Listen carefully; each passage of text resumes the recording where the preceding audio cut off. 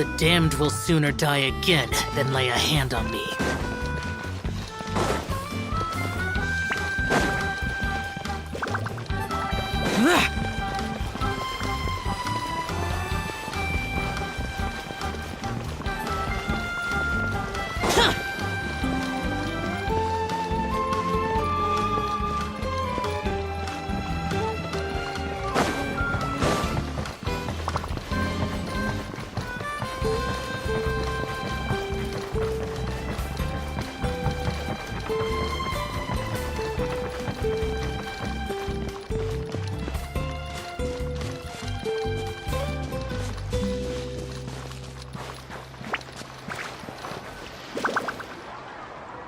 Feels like a whole new Paimon after those 2 days in the hot springs. The Abyss kind of threw a wrench in our relaxation, though. Still, spending time here really has felt like a vacation. The Kaholosaurs are so nice and so fun to play with. Their bellies are super bouncy. Oh, and Atea's snacks were so delicious. She gave Paimon some for the road just this morning, actually. Yelling at some kids who got caught throwing stones in the hot springs, so not much has changed since we first met her. Hey, you guys. Sleep well last night? Yep, this area is so nice. Glad you like it. I was thinking of taking you guys out to do some sea fishing. Later tonight, we can eat whatever we catch. Fresh fish is absolutely delicious right off the grill. Hey, Mualani! Yeah? What do you need? The team sent out to fight in the Night Warden Wars has returned. And Kachina? Is she back as well? Kachina fell in battle. But don't worry, the team was victorious, so the Rite of Resurrection will be held in the stadium soon.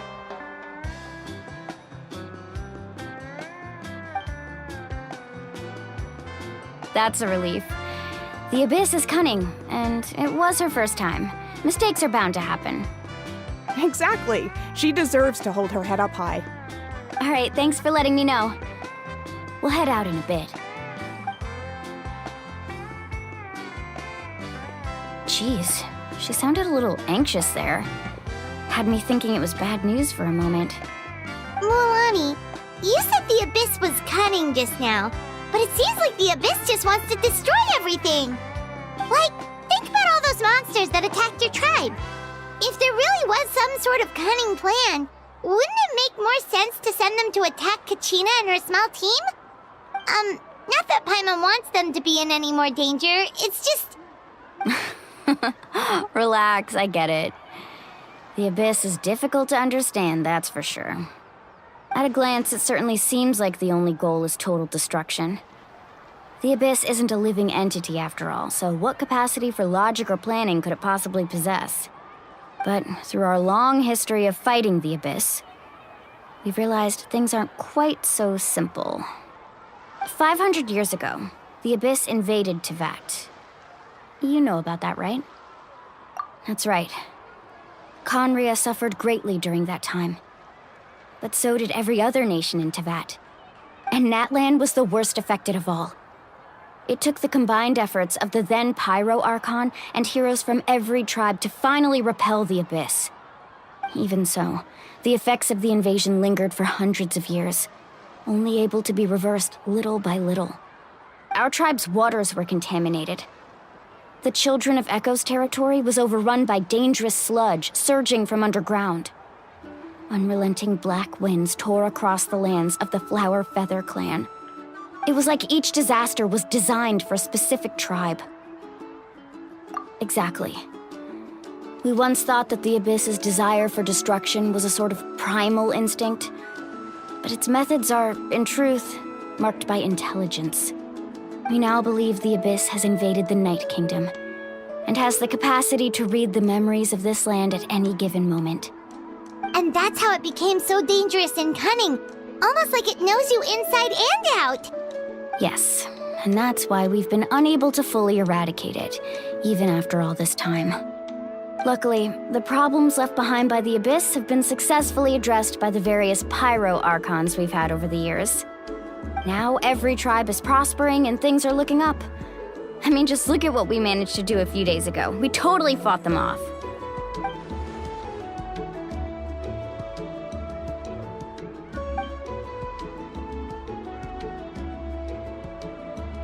You must have had to sacrifice a lot to get to this point. Every battle, every sacrifice is in pursuit of a future where we get to stop fighting. Responsibility, duty, unavoidable burden. Everyone in Natlan views the war differently. But I believe we will be rid of the Abyss one day. And the efforts of all who fought against them will become a story for the ages.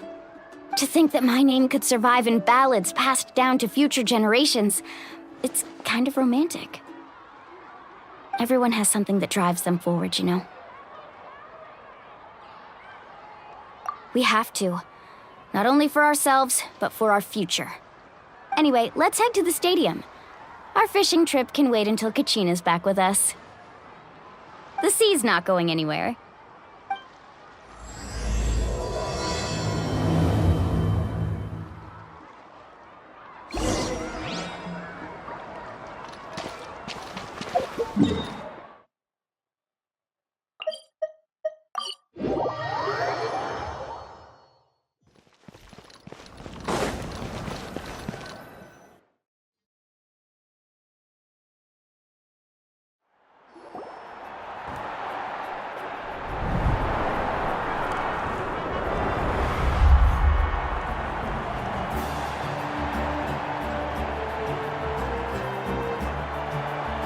Whoa, this place is packed already!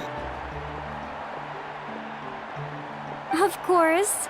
No one's gonna miss out on the chance to welcome our heroes back from battle. It's their moment of glory. Kachina's gonna be so flustered. She's never had this many eyes on her before.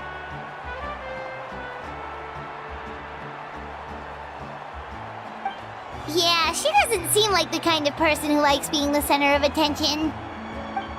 Looks like I'm just in time. Kanich, you're here! Yeah, a commission ran longer than expected, but I made it.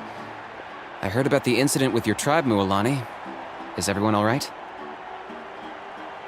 Yeah, it's all taken care of. Our new friend here's got some tricks up his sleeve, by the way. He's just as strong as Kachina made him out to be. Hey, look! Is it about to start? That's right. Someone will come out and recite a eulogy, and then we'll sing the Ode of Resurrection together. Come on, let's find a spot with a good view. When the singing starts, just follow my lead and you'll be fine. Let's go somewhere higher up so Kachina can spot us.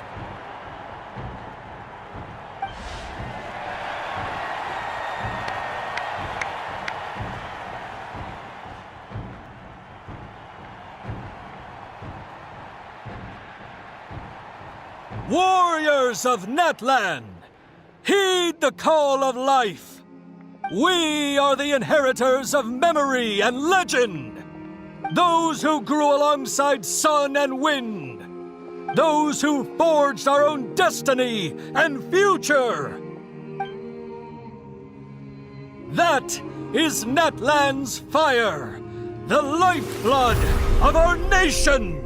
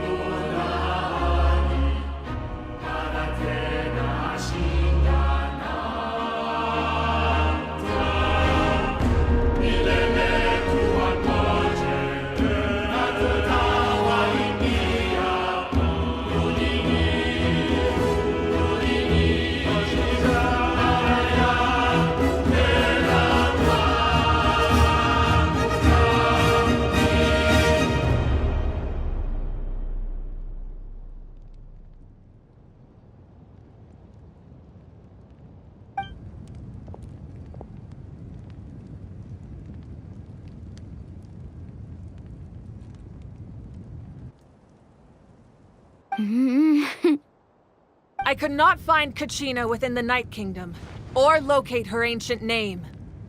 What? What does that even mean? Usually once the ode is complete, the Pyro Archon and resurrected person will emerge from the flames. But something went wrong. What's going on? This has never happened before. Well, I think it's pretty obvious. Clearly, the team sent to fight the Abyss didn't win after all. Think about it. The Ode rekindles all victors. We've witnessed it countless times. Since the Archon couldn't find Kachina in the Night Kingdom, that must mean there's more to this victory than meets the eye. Hey! You just haven't gotten over the fact that Kachina beat you in the pilgrimage! Pathetic. The both of you. Your wild guesses are misplaced. We completed our mission. Maybe you did, but who's to say whether that little girl even contributed at all? Maybe she got scared and ran off. Why would the YUB recognize someone like her, even if she was on the winning team? How dare you insult a hero of Natlan like that? Kachina sacrificed herself to repel the Abyss. She doesn't deserve to be subjected to your vile rumors when she's not even here to defend herself. Calm down, Mualani. There's no point arguing with the likes of them. I can't just sit here and let them slander her like that. To insult a hero of Natlan, the person actually has to be a hero. You... Think about it, everyone. Who do you think is really at fault here? A girl who never should have even gone to war? Or the great Pyro Archon? Why would the rules of our nation suddenly stop working? That's true. If she wasn't revived, it must mean she failed to achieve victory. Maybe the YUB interpret victory in different ways? I mean, that girl didn't look all that strong to me.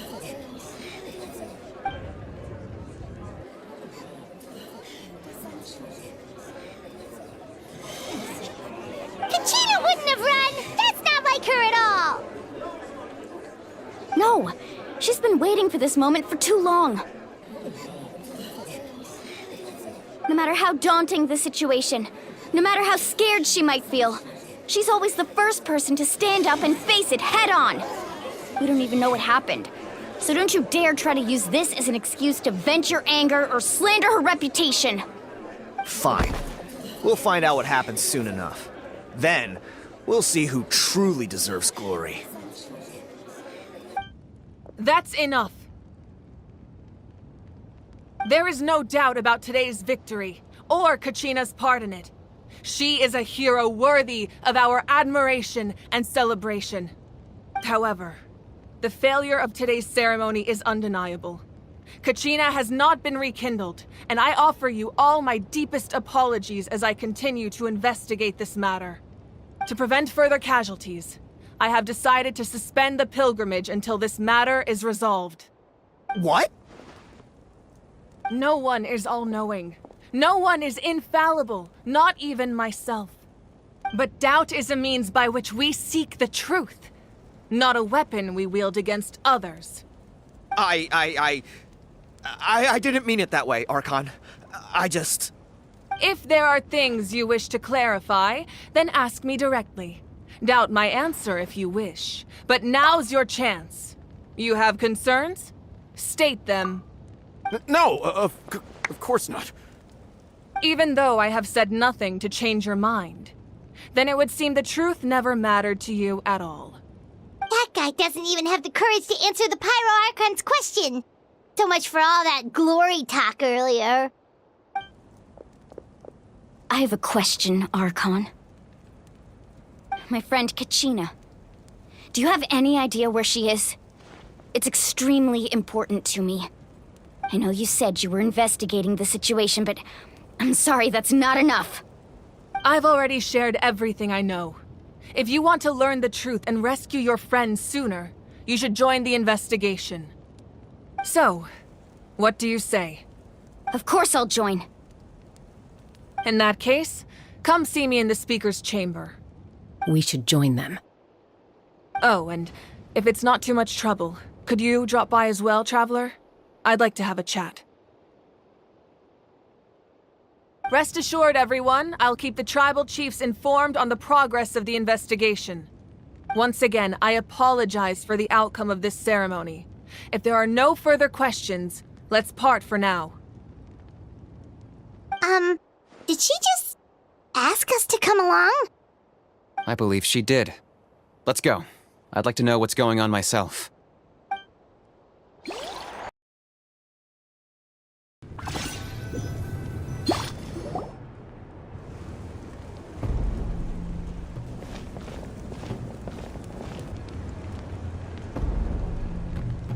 The situation is urgent, so I'll get straight to the point. Kachina is undoubtedly a hero of Natlan, and I'm deeply sorry this happened to her. There's been unrest in the Night Kingdom, but I don't know what's causing it. As a result, I've been unable to track down her location. Until we find and address the cause of the unrest, the Ode of Resurrection will continue to be ineffective. And that means Kachina won't be able to come back? That's correct. Not until the problem with the Night Kingdom is resolved. How long will that take? It's hard to say. Kachina always dreamed of fighting the Abyss, of doing her part to defend Natlan. She wasn't afraid of death because she knew, if it came down to it, the Pyro Archon would be there to bring her back to life. Whenever we sat down together, exhausted from training, she would always hum the Ode of Resurrection. She was supposed to come back to us. We were supposed to hug her and celebrate with her and share her joy. We supported her every step of the way, but what are we supposed to do now? Sit peacefully and wait for her return? Lose ourselves in grief over her death? Tell me, are we her friends? Or her murderers? That's not fair, Mualani. It's all right. I understand your rage and your grief. Kachina's life means a great deal to me, Mualani. Believe me, I want to bring her back as soon as possible. I would give you that peace of mind if I could. But please, hear what I have to say so I can at least give you a broader picture of the issue we are now facing. Considering the recent attack on your tribe, I believe the Abyss has found a new means of undermining the rules of our nation. You mean... The Sacred Flame. The foundation of our resistance against the Abyss. If we continue to hold the pilgrimage and send teams to fight the Abyss, there will likely be more casualties. But if we stop altogether, the Sacred Flame will only grow weaker. The Abyss will scale up their attacks, and the tragedy we saw with the people of the Springs will only be the first of many. If we compare the two choices, the former seems to be the lesser of two evils. Sorry, I know that may sound harsh, but I bear the name Malipo. Weighing the costs is my duty. The raw truth can be cruel. But we need to understand it if we want to approach this rationally. But what would you say, Mualani? This is personal for you. And unlike Kanich, I dare say it's not a simple case of weighing up which course of action is less painful, is it? No. I can't choose between them, and I don't want to.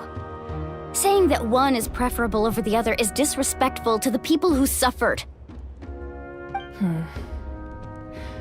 You're saying it doesn't matter whether I suspend the pilgrimage. The consequences will be equally painful. Yes. What happened to Kachina breaks my heart. But I couldn't bring myself to sacrifice other people for her sake. And that is the crux of the problem. It's not simply a matter of choosing the lesser of two evils. Either way, there will be people who suffer. And the end result will be the same. Belief in the pilgrimage will waver. Once doubt has crept in, the people will no longer unite in battle against the Abyss. And that is exactly what the Abyss wants. Their ultimate goal isn't to break the rules that make the Ode of Resurrection work. It's to destroy the people's faith in them. To prevent what happened to Kachina from happening to anyone else, we need to suspend the pilgrimage. So that is my current plan. And in the meantime, I've made efforts to strengthen each tribe's defenses. Then, we have to find another way of strengthening the sacred flame to keep the Abyss at bay. This won't be easy.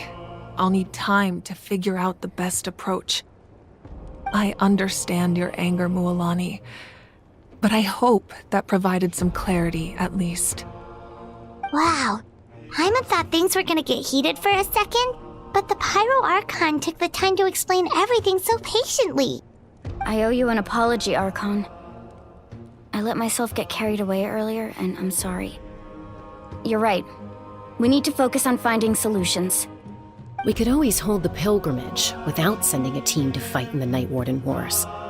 That way, we would still be able to fuel the sacred flame. I've considered that, but the two events have nearly always been linked. Without the chance to fight the Abyss, pilgrimage rankings lose their prestige, and competitor numbers will drop. With fewer participants, the amount of contending fire produced will decrease, and the vicious cycle will continue indefinitely. So, essentially, the Abyss is taking Kachina hostage. You've learned about the concept of ley lines during your travels, yes? The Night Kingdom is something similar. Staying there for a short period of time shouldn't have an effect on the person. But with the Abyss in the picture, it's a different story. Your sense of self will be devoured until eventually you become one with the Sea of Souls. Imagine pouring a cup of water into a rushing river. You can try to scoop up another cup, but there's no chance it will be the same water you had before. I won't sugarcoat it. That is the danger Kachina is currently facing. Just like you said, Archon. Both of these problems need to be addressed.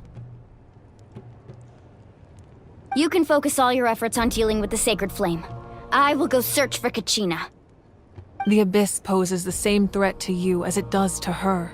It is very possible you will not return. Knowing that, do you still choose to go? Kachina's waiting for us to rescue her. That's all that matters. I failed to protect her during our campaign, but I can make it up to her now. I choose to go as well. Traveler? What do you think? Understood. Then I'll support you in any way I can. The Masters of the Nightwind have a technique that can extract an ancient name from the ley lines. If we can find Kachina's ancient name, I can use the link between them to pinpoint her position within the Night Kingdom. Then comes the hard part. You need to visit the Night Kingdom in person and rescue her. But isn't the Night Kingdom a land of souls? Can we even go there? Under normal circumstances, only the consciousness can enter. But there is a way to go there in person. However, know that the Night Kingdom will attempt to repel you, and the Abyss certainly won't leave you be. That's fine by me. Same here. Fighting the Abyss is nothing new for me. So, Hyman's the only one who's scared? Well, if you're going, Traveler, Hyman's going too. Sitlali of the Masters of the Nightwind once created an artifact that can be used to communicate with the Wyab. We call it the Spirit Speaker Stone. It was originally used as a ceremonial artifact wielded by the tribal chiefs, but that spiritual quality also means it can be used to search for an ancient name. That was the artifact I delivered to the Scions of the Canopy a few days ago. Didn't think I'd be hearing about it again so soon. Thank you so much for your help, everyone. Your thanks are unnecessary. I will offer you whatever aid I can, but your fellowship and courage are what will truly decide the success of this operation. Besides, you're the ones helping me. I can only focus on one thing at a time, after all. Traveler, I certainly didn't expect our first conversation to be so serious. I've heard all about your accomplishments. Ever since you arrived, I've been hoping to meet you and offer you Natlan's highest level of hospitality. Why? Why? Is that not what happened in the other nations you visited? Yeah, things were pretty complicated at the start. And, in the middle. But our reputation's solid nowadays. That's more like it. After all, I've heard you're someone who transcends fate. Perhaps even more than you can imagine. But we can talk about that some other time. Ideally, this would be the perfect night for a drink and some musical ambiance. But there are important things to be done. Oh, I almost forgot. Atea was wounded in the fight against the Abyss. She wanted us to give this to you. It embodies fond memories and my strength of will. That's what she asked us to tell you. She said you'd know what that means. I didn't think this day would come so soon. The flames of her life force. I can feel them flowing within the talisman. If things were different, the two of us could have enjoyed the hot springs together while she gave this to me in person. We're supposed to be hot spring buddies after all. But don't worry. This talisman means a great deal to me. I'll take good care of it, and once this is all over, I'll pay Atea a visit.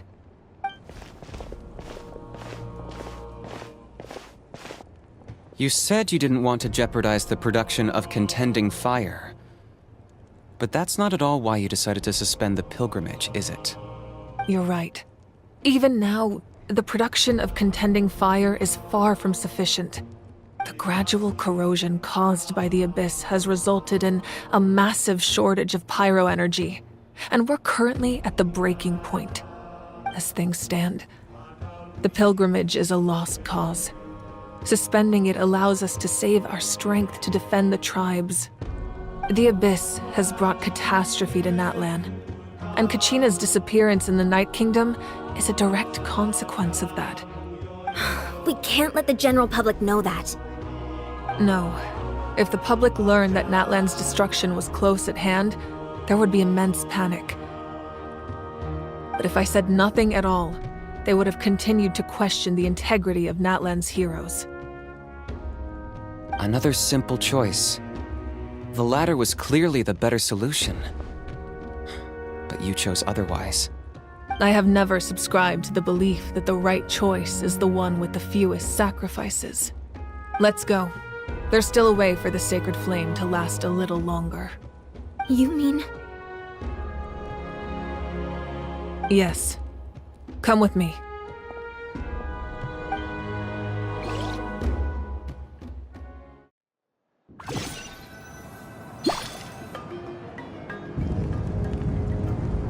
The sacred flame must never go out.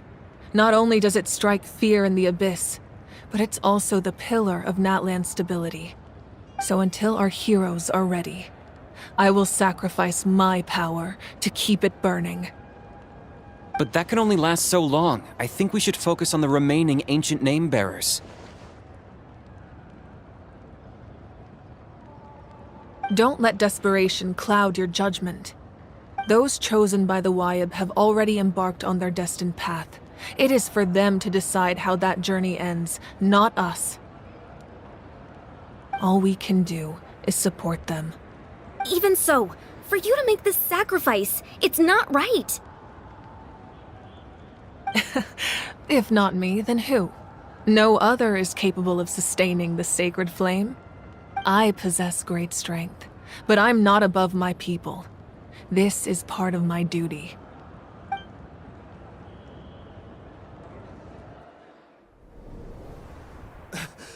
Archon, it's the Fatui!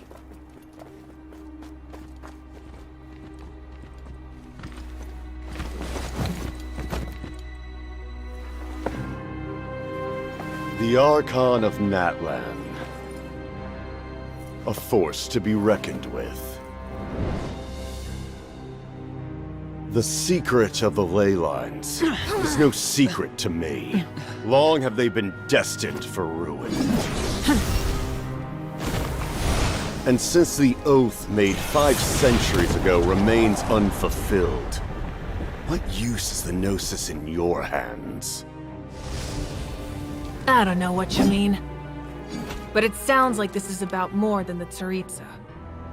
In times of crisis, someone must pick up the mantle of salvation. Your plan has reached an impasse, and now it falls to me to create new rules for Natlan. But before the dawn of a new age, the old must be destroyed.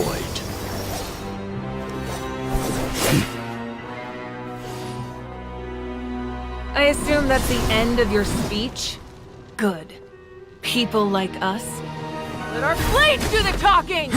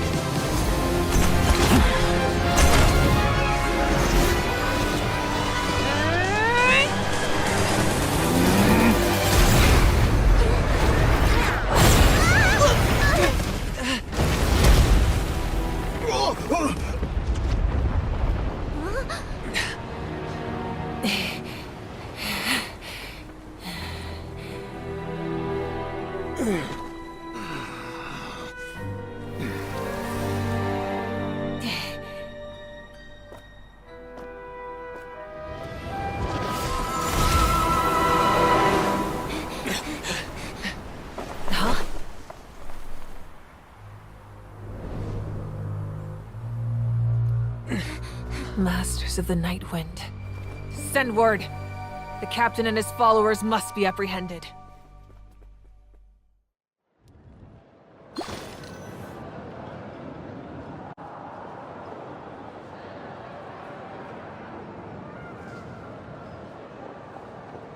Are you alright, Archon? He was a formidable opponent. Exactly what I would expect from the first of the Fatui Harbingers. I never imagined someone could match you in combat. If the Tsaritsa sent him here, why would he bring up what happened 5 centuries ago? Yeah. And how much does he know about Natlan? The Harbingers are all driven by their own personal goals. The only purpose that unites them is collecting the Gnosis. But I'm sure the captain has his own reasons for being here as well. Whatever his motive, we should shift our focus to the Fatui. If they attack again, and we're not prepared, we're done for. No, we're running out of time. The wound I inflicted should hold him back and weaken him for the time being. Besides, I'm sure you noticed, the power that came to his rescue just now came from the Masters of the Night Wind. In other words, there are traitors among us. Not necessarily. This could prove to be a very valuable turn of events. When we exchanged final blows, I sensed an unusual presence within him. I'll need to investigate further. Kanich, Go to the Masters of the Night Wind and look into who could have aided the captain. Speak to Seat Lali. She should know. Of course, I'll head out right now. Do you still intend to... Yes, but fear not.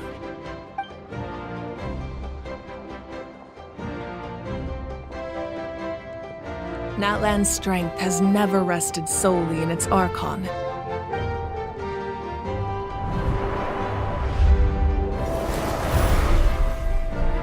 Together we foresaw the only path that leads to our nation's future. We must trust in that vision now.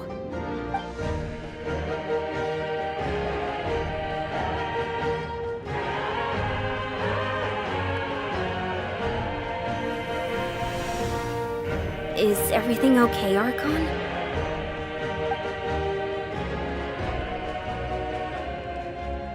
Completely fine. Just lamenting the fact that I never got a picture when I could still turn my hair into flames. Too late now. I just hope the others have a safe journey.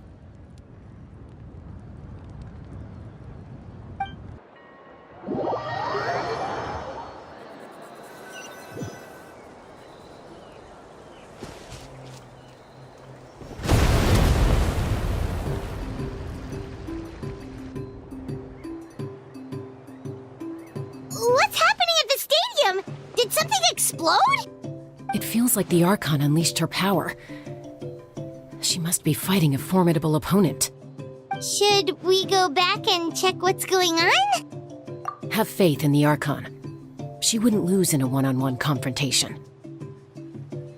Once we find Kachina's ancient name, we'll head right back. Okay, let's just keep climbing. Everyone really hopes nothing goes wrong.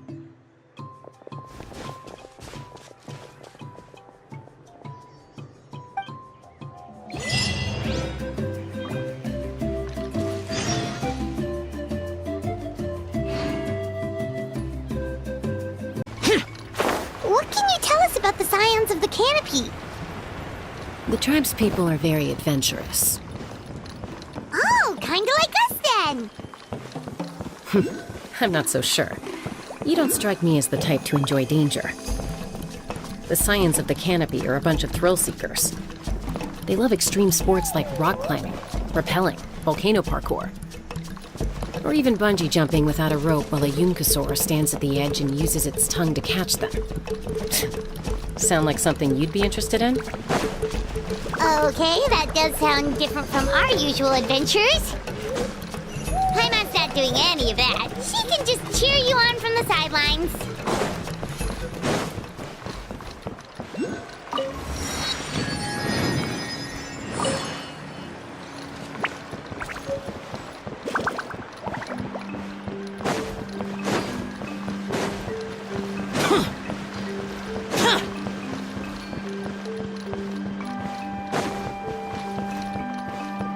That's Huayna, the tribal chief. Let's head over to him.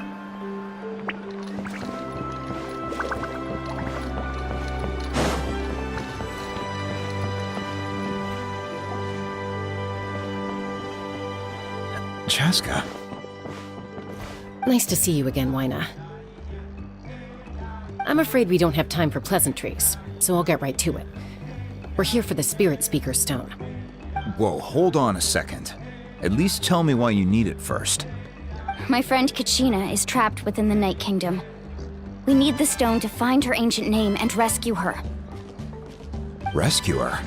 From the Night Kingdom? That's right. I'm sorry, but someone needs to tell you what you don't want to hear. Going there, a mature warrior would never make such a foolish decision.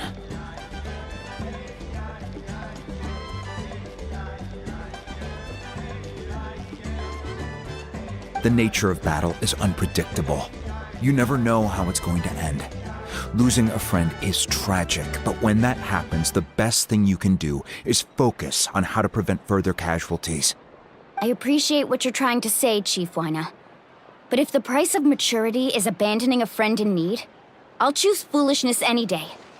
If Kachina's still holding on, then so will I. I thought you might say that. Is something wrong, Wayna? This doesn't seem like you. Life isn't complete without taking risks. That's always been your mantra. It's nothing. The Night Kingdom is a dangerous place. Can't blame me for checking if you were up to the task. If you're that determined, far be it from me to stop you. Here's the stone. Keep it safe, okay? It's not like we have a spare. Thank you. Huh. Seems like you two go way back. But aren't you from the Flower Feather Clan, Chaska? Oh, Chaska's a peacekeeper, so she's famous throughout the tribes. She's always the one people call to resolve conflicts, so we slowly got to know each other that way. Her younger sister Quichi's always hanging around our tribe, too. She's helped us out a lot in the past. Oh, you have a younger sister? Yes, I'll introduce you to her sometime. But let's get back to business. Wayna, how do we use the stone? As you probably know, your intended destination is completely different from the real world. The Night Kingdom is like a river flowing with concepts, and the ancient name you seek is like a tiny fish swimming downstream. In that sense, the stone is like a fishing boat drifting down the river, but the boat alone isn't enough. You need a fisherman experienced enough to steer it in the right direction. We couldn't do that ourselves? With a little practice, I'm sure you could. You have the strength and the talent. If you want to make sure this works, though, I could recommend someone to you. Who? Vichama, a legendary warrior and scout from our tribe. He's got a keen eye and a well-honed intuition. Even his ancient name means to seek. If you're fishing for a name, you're gonna want him on the boat. Vichama? Why does that name sound familiar? He's one of Auntie Atea's hot spring buddies. I've heard stories about him. Where can we find him? Ever since Malco passed, he spends most of his time gazing out at the scenery from the cliff tops. Follow the path that way, and I'm sure you'll find him. Thank you. We'll go look for him there. Good luck. I hope everything goes well.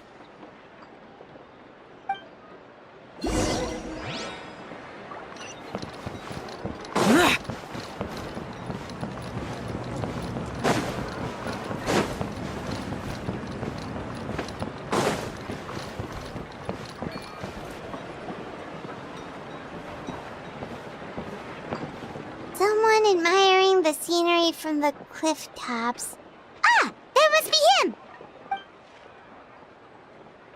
Hello there, are you Vichama? That's me. Did you need something?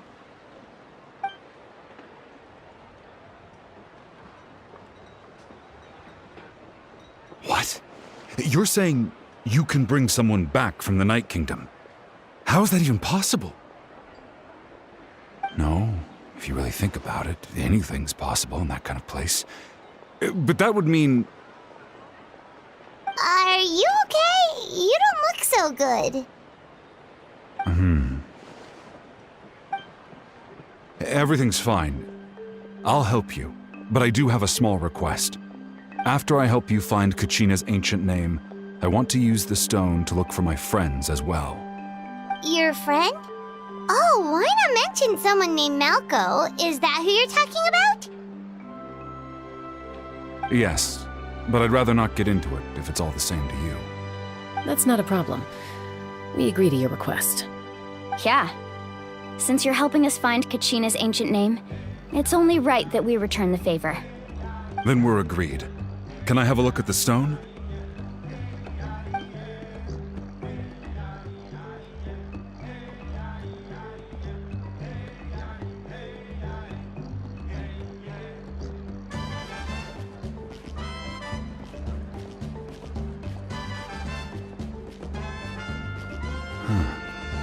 I see. From what I can tell, it functions almost like an abyssal pylon. Both connect the Night Kingdom to the living world.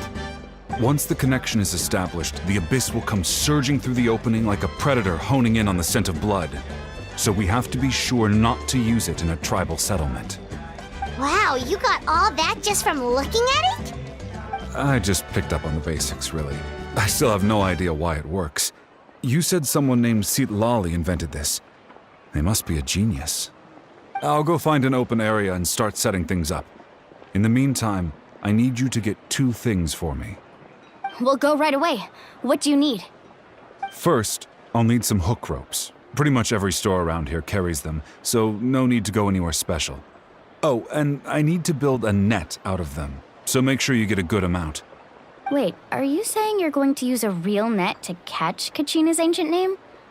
How does that work when one's tangible and one's not? By creating something tangible in our world, like a net, we can create a connection to a corresponding concept in the Night Kingdom. Basically, I'm going to use the concept of a net to catch something equally intangible, an ancient name. Oh, I see. What about the second thing you needed? Right. I need 2 chunks of obsidian. Once we bring the ancient names into our world, we'll need a place to store them. Normally, you can only get obsidian from the Children of Echoes, but I heard there's a traveling merchant from that tribe around here somewhere, so maybe you can try your luck there. Gotcha! Alright, let's split up. See that clearing? Let's meet over there when you're done. Oh, and you can send someone with me if you want. In case you're worried I might take the stone for myself. What do you think, Chaska? There's no need.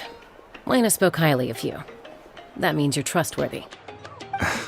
I appreciate it, even though that doesn't mean much to me anymore.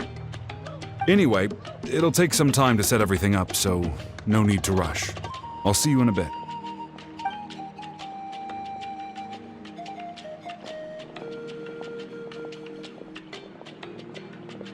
What an odd guy. He seems so defeated, but also really invested in the stone at the same time. I don't have any more insight than you, Paimon. Let's just focus on the preparations for now. Hang on, Kachina. We're coming for you.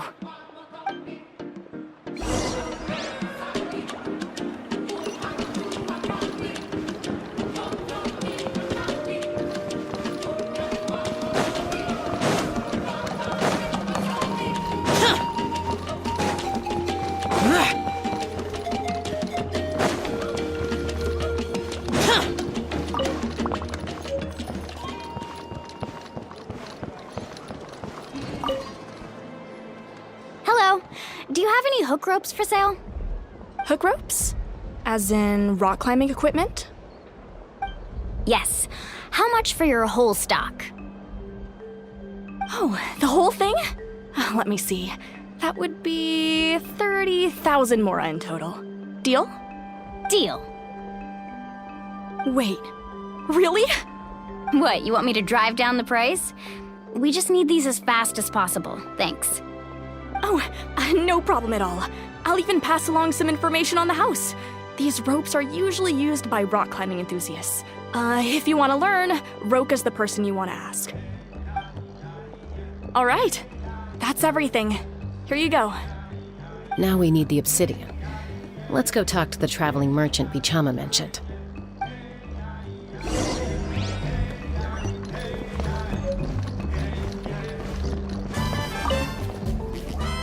Excuse me, do you sell obsidian? Why, yes. I've got a chunk for sale right over there.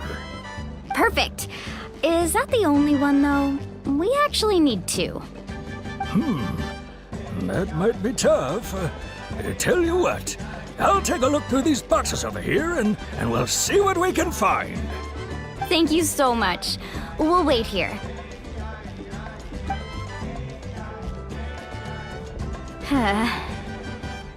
Relax. Everything's going according to plan. I know, it's just... I could tell Vichama feels the same way about his friend that I do about Kachina. I hope this chunk of obsidian isn't the only one. Kachina always carries all sorts of shiny stones with her. If I was the one trapped in the Night Kingdom, she'd have a whole pile of obsidian ready in a heartbeat. Well, would you look at that? I did bring an extra. Here you go, young lady. How does it look? Perfect! Thank you. How much do I owe you? If you hadn't shown up, these stones would have just sat here collecting dust. I'll take 3,000 mora for both.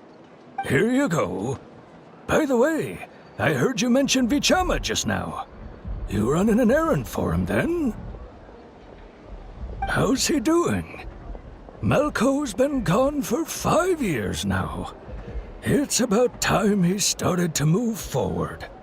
Do you know what happened between them? I heard about it in passing while I was out drinking one night, but I don't know all the details.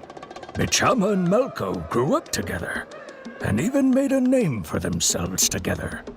Malco was an amazing fighter, capable of knocking out multiple opponents in a single hit, while Vichama excelled at scouting and analyzing the battlefield.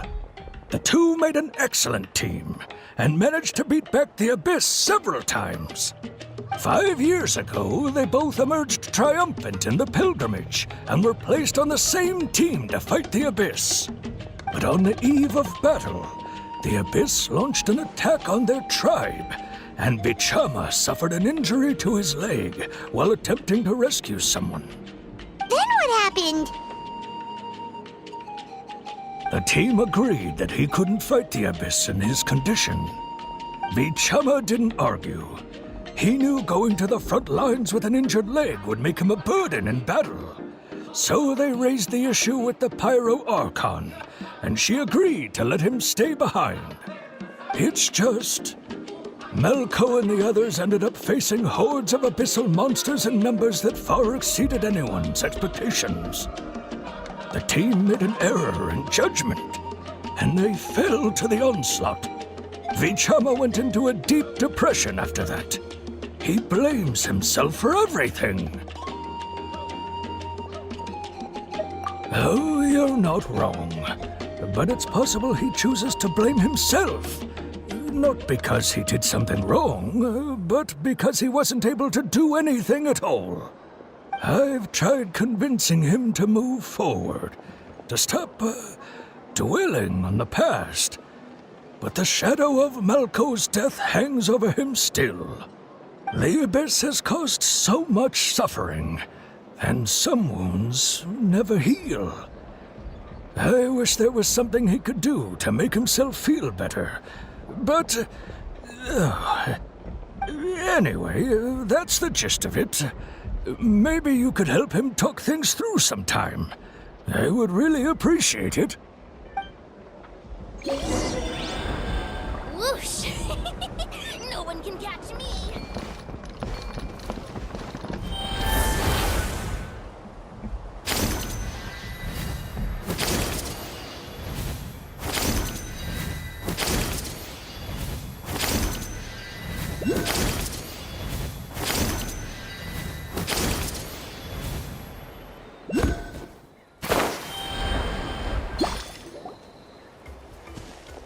Did you get everything? Yep, it's all here. When do we start? I've made all the necessary adjustments, so we're good to go. As agreed, I'll help you find Kachina's ancient name, and then you return the favor. Go ahead.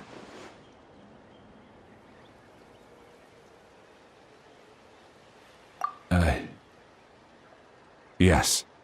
After Malco fell, I scoured the battlefield to see what happened. It turned out he wasn't bested by some impossibly powerful foe. He was dragged to his grave by the sheer number of enemies. If I had been there, I would have been able to sense the danger. I could have warned them not to advance. I've always blamed myself for what happened. But when you told me about Kachina, I realized there's a chance Malco might also be alive, fighting for survival in the Night Kingdom. But that happened several years ago, right? The Pyro Archon said all life within the Night Kingdom eventually becomes one with the Sea of Souls. There might not be much hope. but I still have to try. Malco and I promised each other, even if we never managed to root out the Abyss for good, we would fight together until the end. All right, let's get to it. I'll start searching for the conceptualized version of Kachina's ancient name. If you see any fragments scattered around the area, please collect them.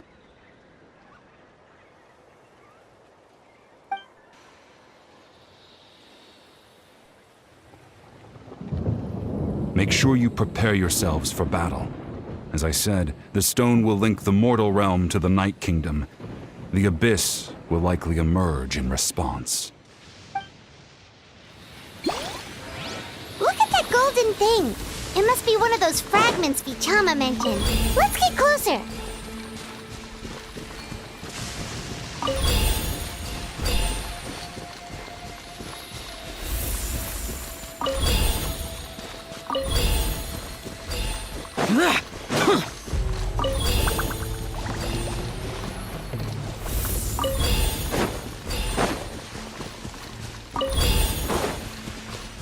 Whoa, monsters incoming! Watch out, everyone!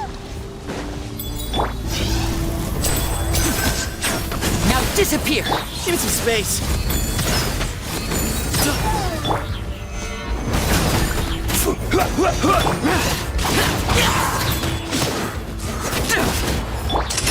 Let's get this show on the road! Yeah.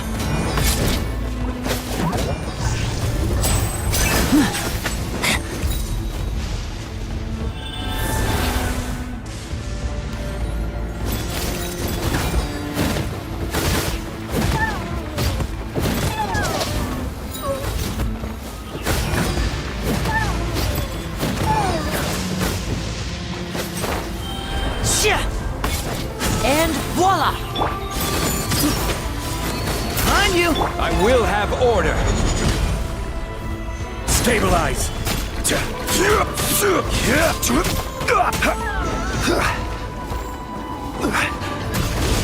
Lament! Here! Worthless!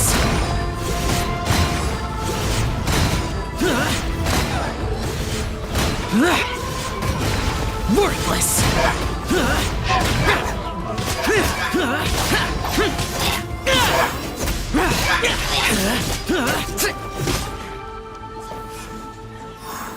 How much longer, Vichama? Not long! We're getting close!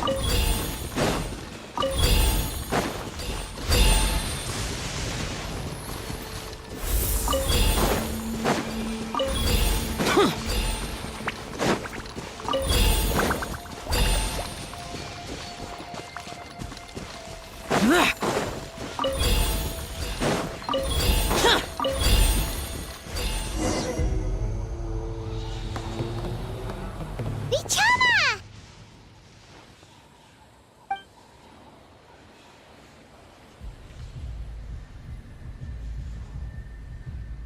Quick! Take it!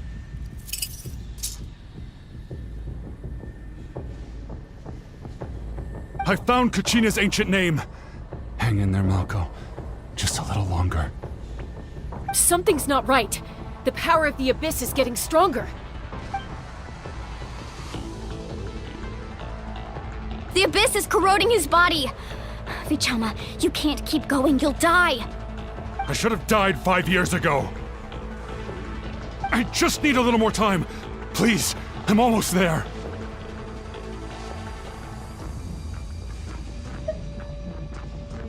Thank you.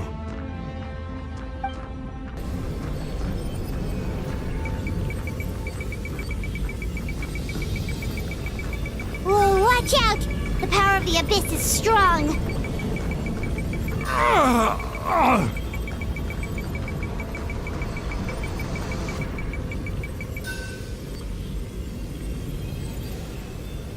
This power. Hanging in there? Malco. No! Why can't I find him? Why? We can't wait any longer. Pull him away from the stone, Mualani. I already tried, but the power of the Abyss has him in a chokehold. It's like he's tied to the stone with an invisible rope. In that case, we have no choice. I'm sorry, Seat Lolly. Get back!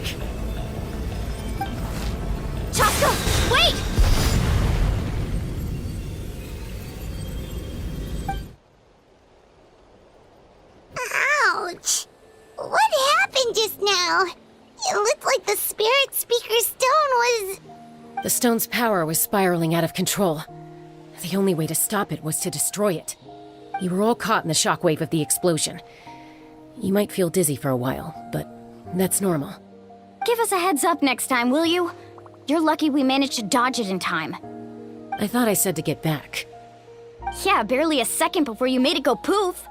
Not everyone has your reflexes, Chaska. We were this close to getting dragged into the explosion. Okay, I'll be more careful next time. At least Kachina's ancient name is still in one piece. Wait, where's Vichama? Vichama!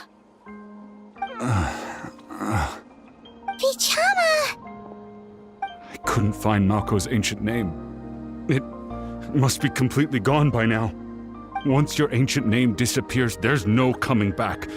From the very beginning, I knew there was a slim chance, but still. And now... it's too late to save him. From the minute he left that day, it was already too late. Vichama. I'm sure he's heard enough condolences over the years. Let's just give him some space. Huh? What's that in your hands, Vichama? It looks like something's glowing! Huh? This is...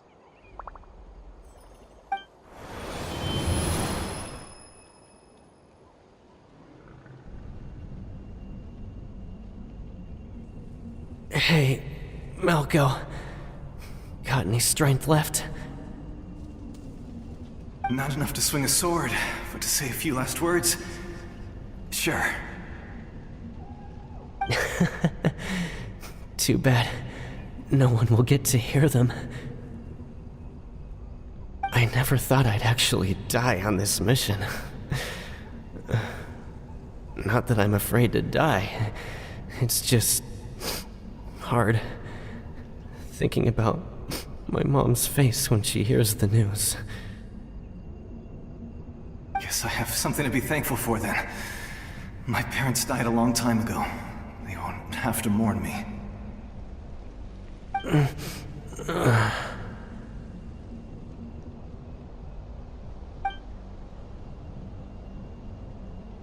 Pisak! Always had to beat me at everything, didn't you? Right to the end, you were never one for goodbyes. Maybe you're right. Maybe no one will get to hear our last words. But just in case... Vichama, I'm so glad you didn't come with us. Don't be sad. Just keep on living. For the both of us.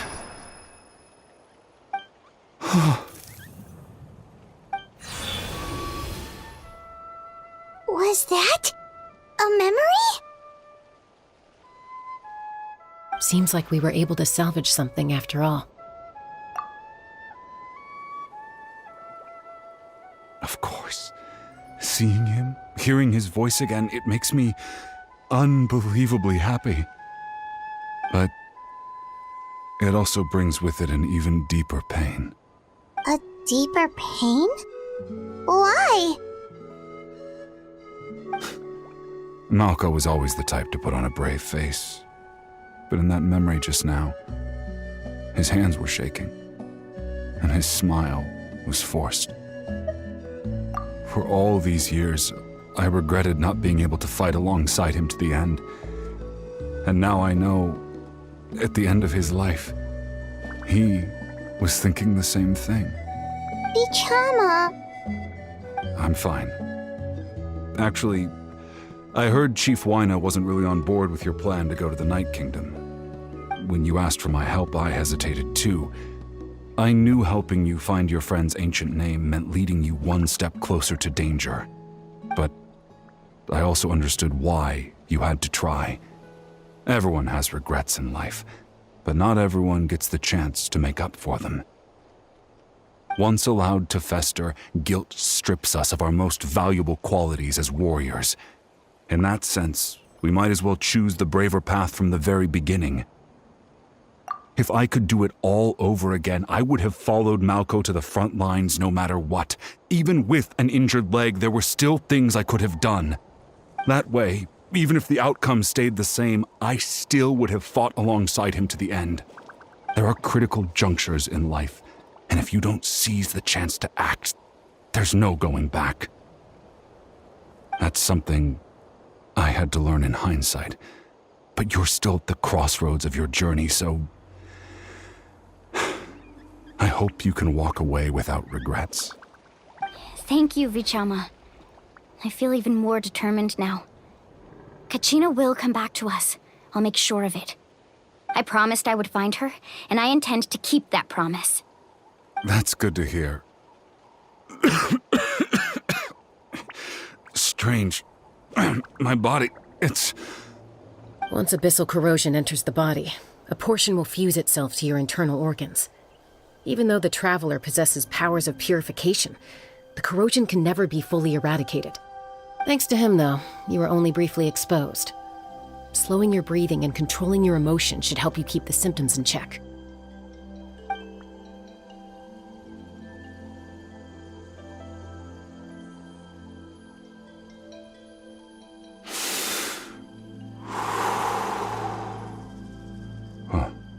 That does make me feel better.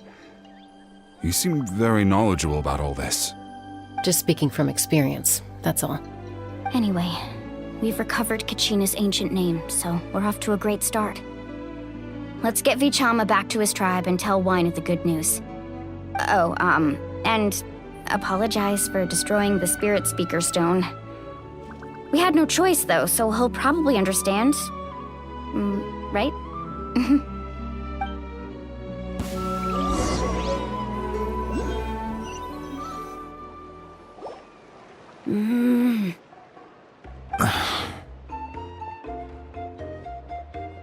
Koichi, are you really gonna just stand there like that? I don't know what you want from me.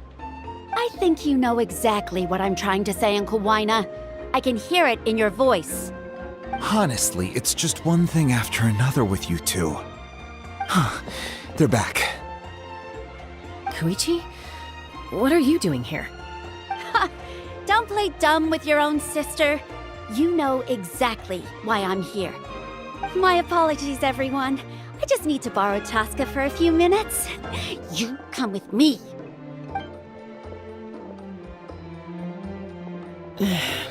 I'll be just a moment. Who was that? Koichi, Chaska's younger sister. Although the two aren't actually related by blood, it's kind of a long story. It's not really my story to tell, but I guess it's not a secret. You see, Chaska was actually raised by cuckoo-sores. She was afflicted with a rare disease when she was a child, and abandoned in the wild as a result. The Abyss found her out there, all on her own, and tried to devour her. But in the end, all that did was trigger her will to live. That strength of will pushed her to survive.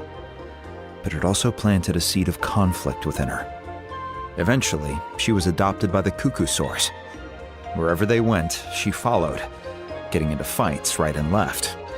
For some reason, Paimon can totally imagine that. Well, when Chaska finally returned to human society, it was Koichi's parents who adopted her. At the time, Chaska still had a habit of getting into fights, so Koichi was always taking her around, apologizing to everyone. Ah, I remember those days. One of those fights was definitely with me. But, you know, kids. You're fighting one minute and your friend's the next. Eventually, she found a way to rein in that desire to fight. And now she's who people call to resolve conflicts. She's known as the Peacemaker. It sounds like she still argues with Koichi, though. Don't siblings usually stop fighting when they get older? That's partly my fault. Koichi asked me to stop Chaska from doing anything dangerous, but you probably know by now, once Chaska makes up her mind, there's no changing it. Oh, I get it. No wonder you tried to talk us out of going to the Night Kingdom.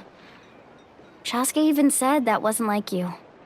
I'm all for your adventure. You need to take risks when you're young, because by the time you're my age, you couldn't attempt something like that even if you wanted to. Better try now than live with regrets later. That's what I say. Still, I can understand where Koichi's coming from. In the end, nobody wants to sit back and let a loved one put their life on the line.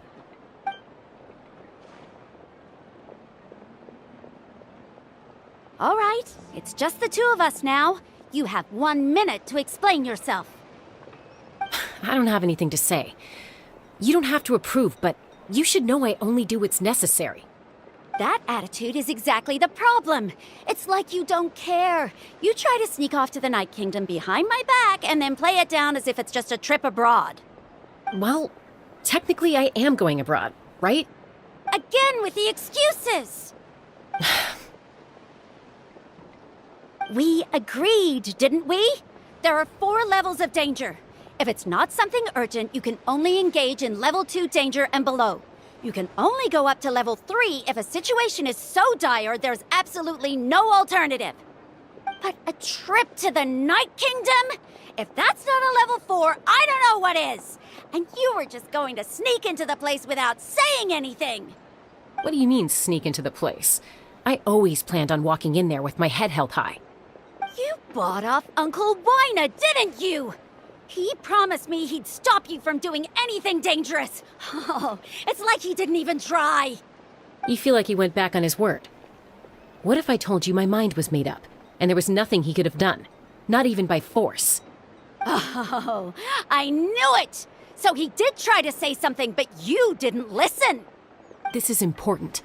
If you were in my shoes, you'd make the same decision. You don't know that? I'm a doctor, and I handle logistics. If you're going to waltz into a dangerous situation where you could lose control at any moment, it's my duty to say something. All right, whatever. Anything else? What do you mean, anything else? Why don't you reflect on what you've done and promise me you'll stay put? Time out. Is this one of our normal arguments or a serious one? Chaska, does it sound like I'm joking? Then, you need to know something. What happened to Kachina was partially my fault. I can't leave her there to die. That's not who I am. But the person you become when you lose control, that's also not who you are. That's a different issue. You said it yourself. A person is only as good as their morals. If I want to live in Natlan, I need to display qualities that make me worthy of this nation. I've also told you that managing your condition is equally important. Sometimes you have to make sacrifices. All right, let's stop this here. If we keep going, I might actually have to get serious. And I think Wina prefers his roof attached to his house. Is that a threat? That sounds like a threat to me. Koichi! Younger sisters are supposed to listen to their elders.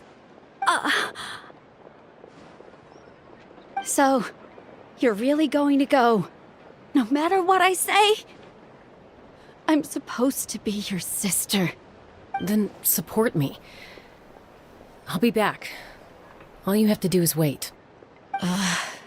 Chaska. So, that's it.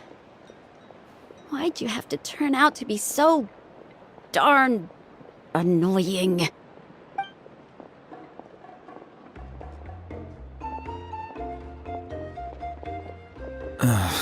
You two are something else. Something you wanted to say? I know you aren't related by blood, but you two sure are similar. Really? You know, I said that very thing to Koichi not too long ago, and she reacted the exact same way, down to the very tone of voice. It's not my place to get involved, but I will say this. Try to spend a little more time with your sister. You're tough kids. That doesn't mean you have to go it alone. Thank you. Anytime. All right. If you're done with the Spirit Speaker Stone, you might as well hand it over. According to Kinich, it's an important ceremonial artifact, so it'd be safer to keep it with me. About that. If only Tone-Deaf Bard was here, he could have repaired it just like the Holy Liar. It might be in a few more pieces than you remember. Huh?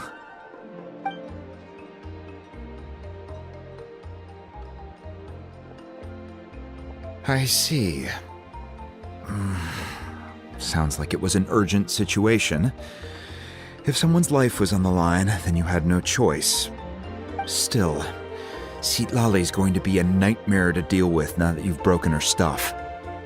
I'll explain everything to her later. Stay safe out there in the Night Kingdom, okay? I'll wait here for your safe return.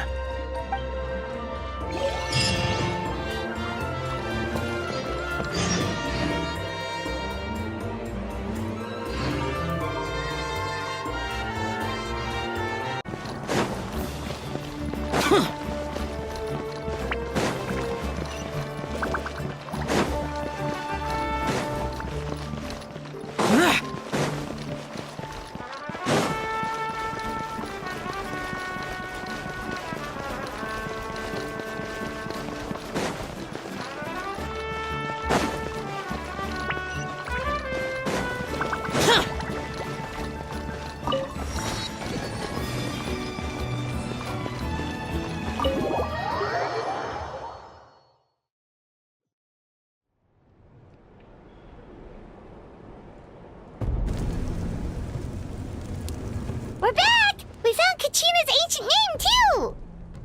Well, it's fairly complicated. Let me give you the condensed version. The Fatui again? We can't go anywhere without them causing trouble. But what if the Fatui finds out you've lost your power? Won't they try to take advantage of the situation? That's why it has to be our little secret. No one else can know, or we're asking for trouble. Look, I wish I could offer you some sort of consolation, but I won't lie to you. With multiple factions closing in, there's nothing comforting about the situation we're facing. Still, all you need to do is focus on your goal. You can leave the complicated matters to me. I can also step in on the Pyro Archon's behalf. There's a limit to what I can accomplish, but I'll help you however I can. There's no need to be so modest, Yan-san. Your incredible strength has long been a well-known fact. You're the pride of your tribe. Archon, I'm sorry about before. You have so much on your plate, so much that you have to worry about. But all I could do was focus on my own feelings. You have nothing to be sorry about. We all get overwhelmed by our emotions, myself included.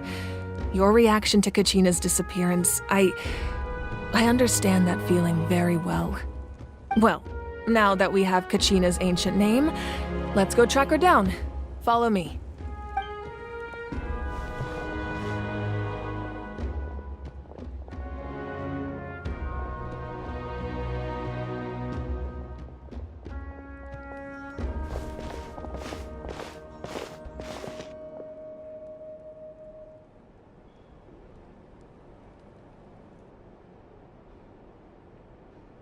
What is this place?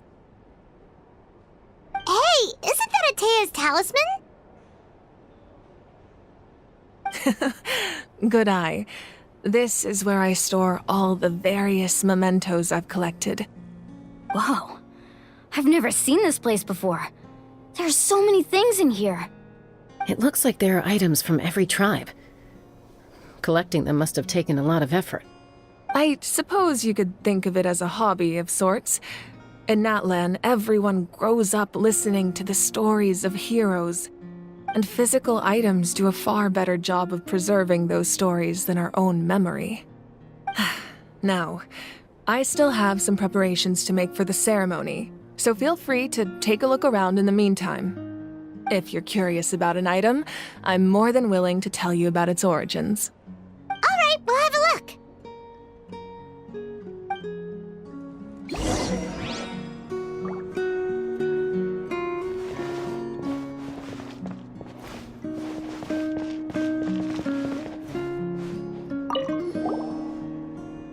This is Atea's talisman?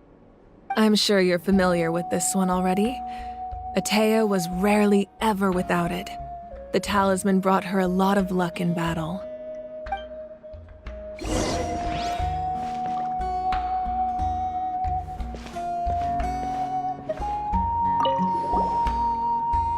Hey, there's a fishing rod here.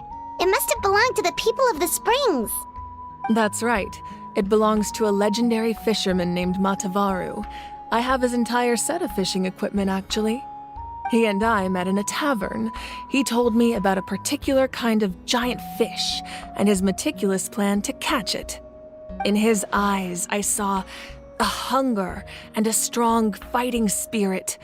To him, the sea was the battlefield upon which he staked his honor. So, did he do it? The next time I saw him, he was covered in scars. It turned out the fish he sought had been corroded by the abyss.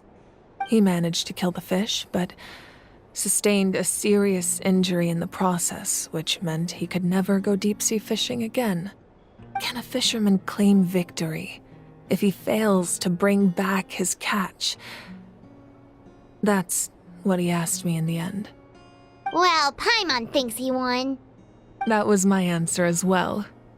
The experience was far more valuable than the prize itself. In the end, he didn't want his tools to go to waste, so he gave them to me. Wait, that means you also know how to fish. Maybe we can go head-to-head sometime.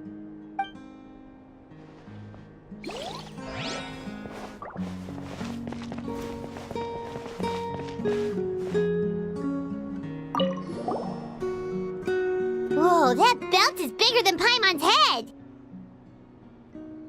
The Collective of Plenty are known for their bodybuilding competitions and contests of strength. This belt is a symbol of great honor within the tribe. The association with strength might also have been the reason the original belt was extremely heavy. It was difficult for even 2 people to lift. And even if a warrior had the strength to put it on, wearing it for any length of time would still leave them gasping for breath. Sounds like it. So the owner of the original belt, Kitera, commissioned a craftsman to make a copy identical in appearance but far lighter in weight. That is the belt you see before you. He would often wear this version when training in order to protect his waist. Or he made a lighter version so he could wear it all the time and show it off.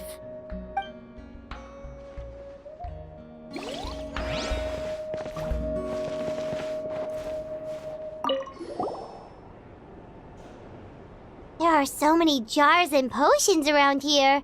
Do they have anything to do with alchemy? No, those belong to the Masters of the Nightwind. They're ceremonial tools used to amplify the ability to communicate with the Night Kingdom and the Wayab. Yamaya is an expert in this field, and she taught me a lot.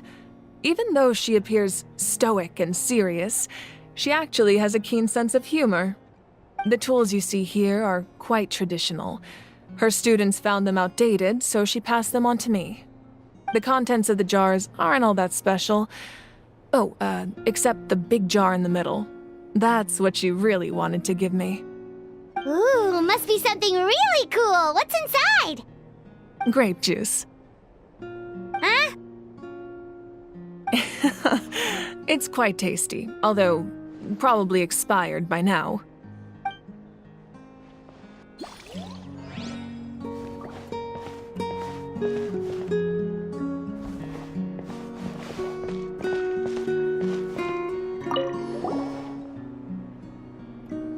Whoa, this weapon is huge! Which tribe did it belong to? Ah, that weapon belonged to Tenoch, a hero from 500 years ago. Strictly speaking, he didn't belong to any single tribe. That's because even before the disaster with the Abyss broke out, he had already been exiled. Exiled? It was a punishment imposed out of necessity, but he accepted it all the same. He believed it was what he deserved.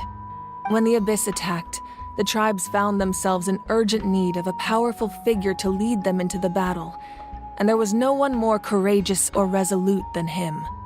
He united the 6 tribes and accomplished great feats throughout the war. Ultimately, he perished. And because he had already lost his ancient name, the Ode of Resurrection was unable to bring him back. And so, he was laid to rest, alongside the countless warriors and civilians who lost their lives, buried in the soil of his native land. Wow, he sounds like a true hero. Indeed, even now his story is told throughout the land.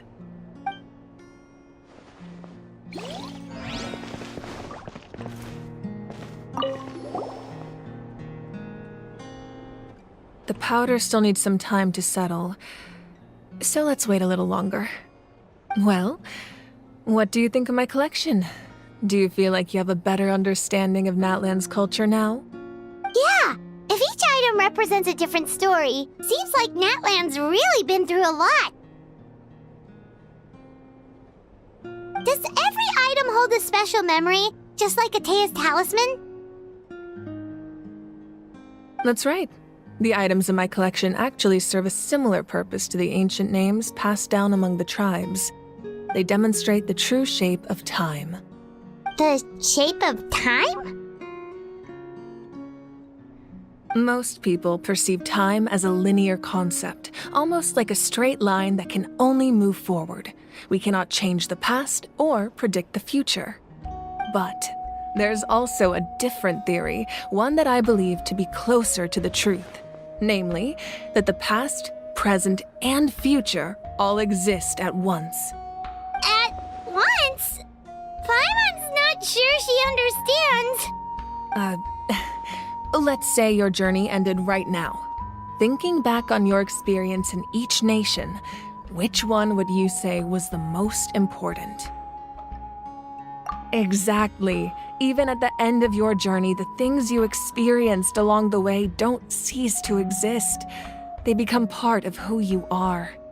Take out a portion of that journey, and you would likely make very different decisions, and eventually arrive at a very different destination. The future is the same way. It exists even though it has yet to come to pass. We just lack the means to perceive it. Of course, there are those with the power to foresee the future. They simply call it by a different name. Fate. You're quite familiar with that concept, I would imagine. That does kinda make sense. The future hasn't happened, but already exists. Humanity excels at living in the present, but too often we forget the past and neglect the future. While the pilgrimage and the Night Warden Wars lead us to a better future. Only by uniting the people of Natlan across countless eras can we fight back against an enemy as formidable as the Abyss. To come up with such a set of rules, the first Pyro Archon must have possessed a level of insight I can only imagine. That's correct. At first, he was a mortal man with no special power. After he ascended to the divine throne, he used it to borrow power from the heavens and establish the rules of Natlan. Namely, a framework through which ordinary people can ascend to Archonhood. By holding the pilgrimage, we're able to determine the strongest among us. And when that person ascends to the divine throne, their inner flame will awaken. In addition, the sacred flame will grant them significant knowledge and memory of this land. After all, that's how I came to know everything I just told you. So, it all comes down to the power of the divine throne and the rules. Wait, is that a family portrait? Yes, that's my mother, father, younger sister, and the little saurians we raised. I turned a piece of my dad's leather armor into a canvas and commissioned a famous artist to paint our likeness. Your sister is so cute! It looks like the two of you are really close. Paimon was having a hard time thinking of an Archon as an ordinary person, but seeing this portrait, it kind of makes sense now. It really doesn't look like there was anything special about you before. Oh, wait, is Paimon allowed to say that? A little late for that question, don't you think? Sorry! Paimon's so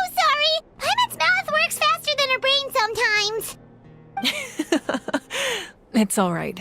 I'd never get upset over something like that. No matter what others may say, my past is a precious part of my identity. I'm forever proud of the life I used to lead. Becoming the Archon doesn't mean you sever ties with your family. The position just comes with a lot of responsibilities, so it impacts how often you get to see them. My father made the most delicious stew, so my sister would often bring me a large pot of his cooking, and we would sit on a blanket and eat it together. One time, we didn't close the door securely, and the saurians who were raising ran into the room and knocked over the entire pot. My sister immediately burst into tears. The two troublemakers were going for the meat, but when they saw my sister's distress, they froze on the spot. I still remember the way they laid there, sulking like a pair of children, even after making such a mess. It was frustrating, but in the end, all I could do was comfort my sister and move on. Wow. Isn't that what being a family is all about? I think about that story a lot, actually. As the Archon, I made a vow to defend this nation, and experiences like that, they remind me exactly what I'm trying to protect. Well, what happened after that? This portrait looks pretty old. Your sister must be all grown up by now, right? I believe she ended up working as an architect and artist. She built many houses and crafted many beautiful works of art. Anyway, that's enough about me. Now that the powder is settled, we can begin. Ian-san, Mulani, Chaska, over here, please. Place the ancient name up there, and then we'll begin.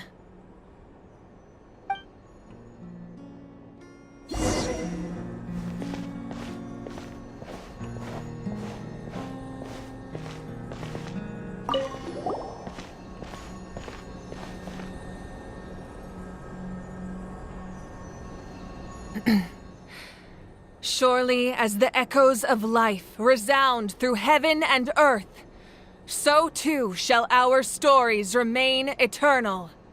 Ancient name, take us to your fated bearer. Allow her to answer our call.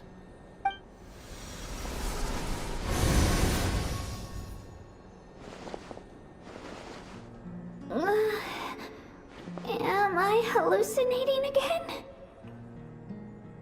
Kachina! Are you okay? Huh? I'm not seeing things, am I? Is the Abyss playing tricks on me again? It's okay, Kachina. It's just us.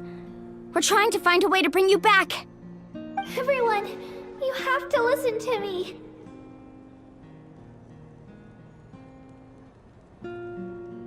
I've been investigating the Night Kingdom this entire time, and I figured out what's wrong. The Wyab is being affected by the Abyss. I was waiting for the Wyab to send me back, but then this really strong monster came in and it almost killed me.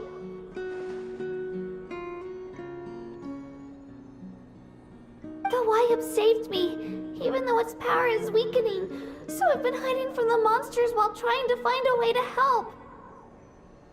The Night Kingdom has become a huge mess, though.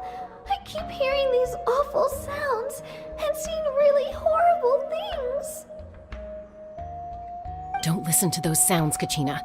The Abyss is trying to strip you of your sanity. All you need to do is stay safe and wait for us. We'll be there shortly. It's okay. I feel so much better now that I've had the chance to talk to you guys. You don't need to worry about me. I've never been strong or special at all, really. So I don't blame anyone for forgetting about me or leaving me behind. Just knowing you care is more than enough. I'll find a way back. You don't have to put yourselves in danger to come rescue me. You're always like this, Kachina. Now's not the time to act tough. We're coming for you, and that's final. I don't know what lies the Abyss has been feeding you, but I'll tell you something right now. Nobody here sees you as a burden. You're a victor of the Night Warden Wars, a hero of Natlan. All you need to do is wait for us to rescue you, And you'll get all the applause and recognition you deserve.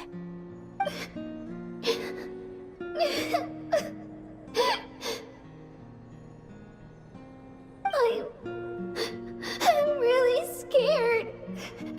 Everything's so dark and creepy here.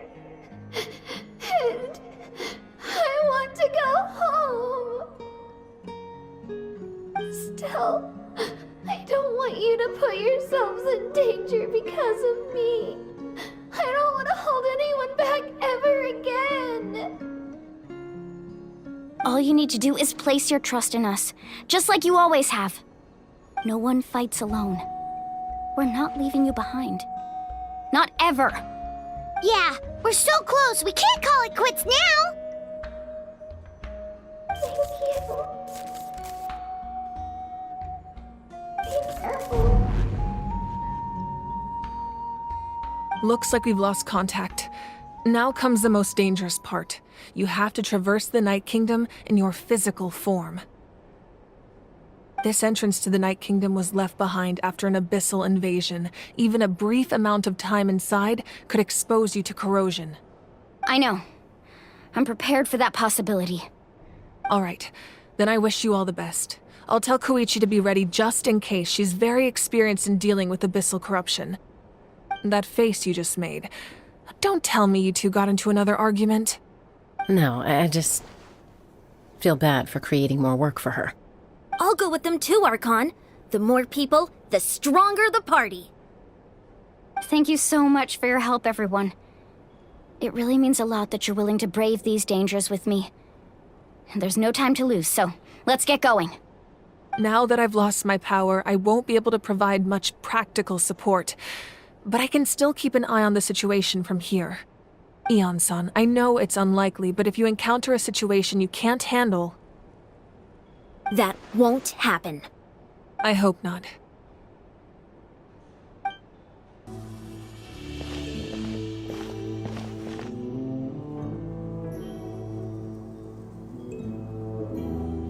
So we're underneath Natlan right now? It looks nothing like Paimon was imagining. That's because in the distant past, Natlan was home to an incredibly advanced civilization ruled by dragons. Humans only established their own society after the fall of the dragons. So these are Saurian ruins?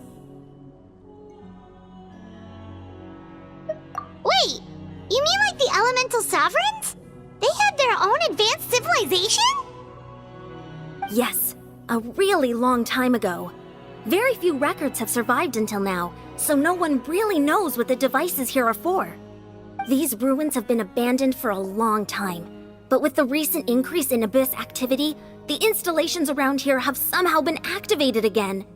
So what you're saying is, we're not in for an easy trip to the Night Kingdom. No, it's going to be obstacle after obstacle from here on out.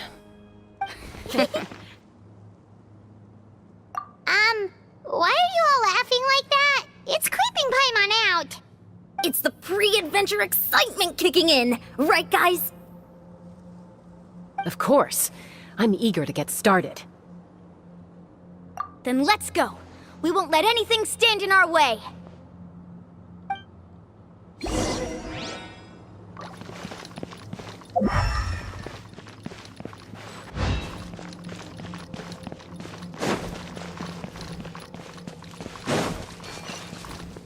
Seems like the road ends here. How should we get across?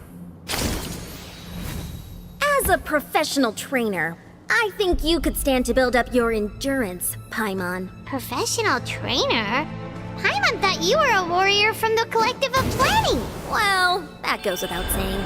But I actually work as a sports coach. I provide professional guidance for many of Natlan's popular sports. And I don't just mean physical training. I design nutrition plans as well. Ah, so basically no sugar, no soft drinks, no grilled meat. Yeah, we'll be here all day if you list them out one by one. It's much faster to just focus on what's good for you. Such as? Vegetable juice. Want some? You know, Ian-san, Paimon feels like the two of us might not see eye to eye.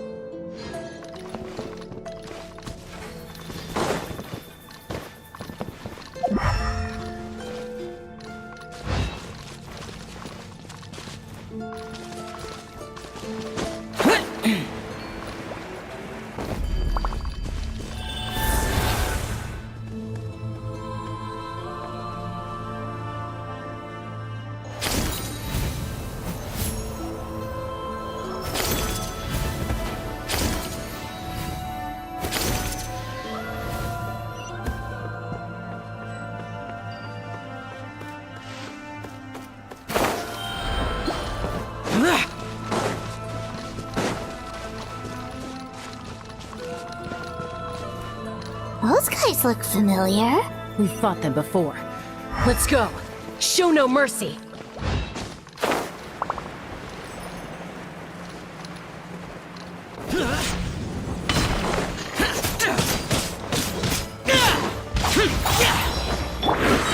Gather! Order guide you!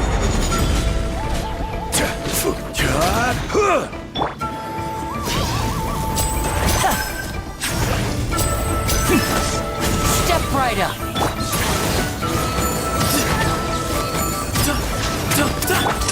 A round of applause.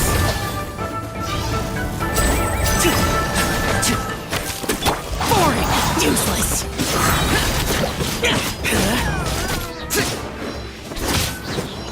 Way ahead! And voila! Solidify!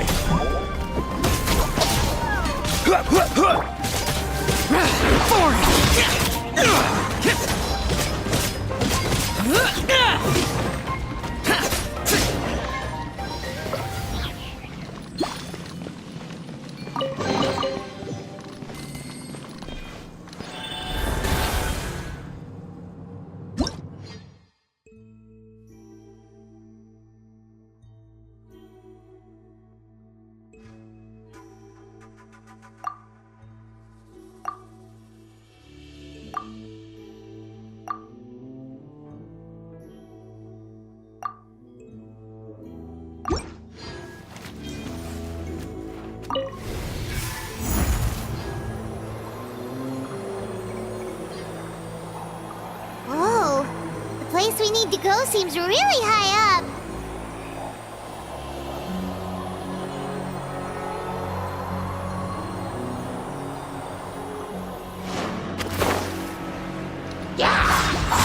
Worthless!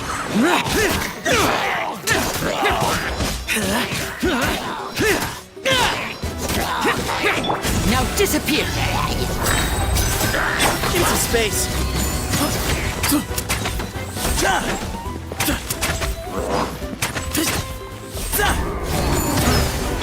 This is order! Gather! Here comes the finale!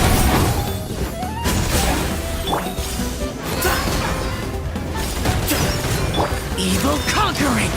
Here! Worthless! Here! Worthless! Worthless! Useless! Here!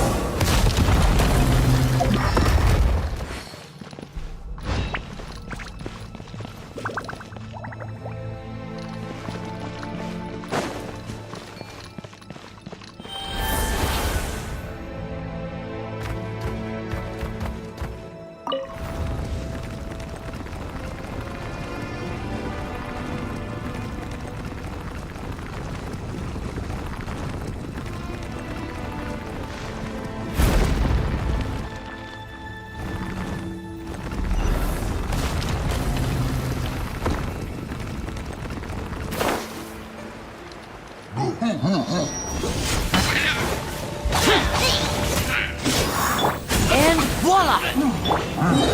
Stabilize! I will have order!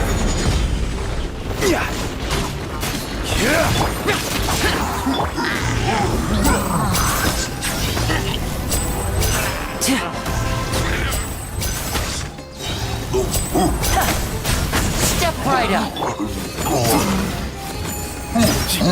Way ahead of you! Useless! Gather!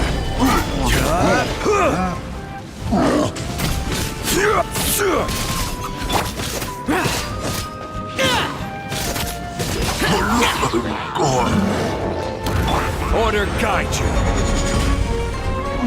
Solidify! Disappear! Worthless! Here!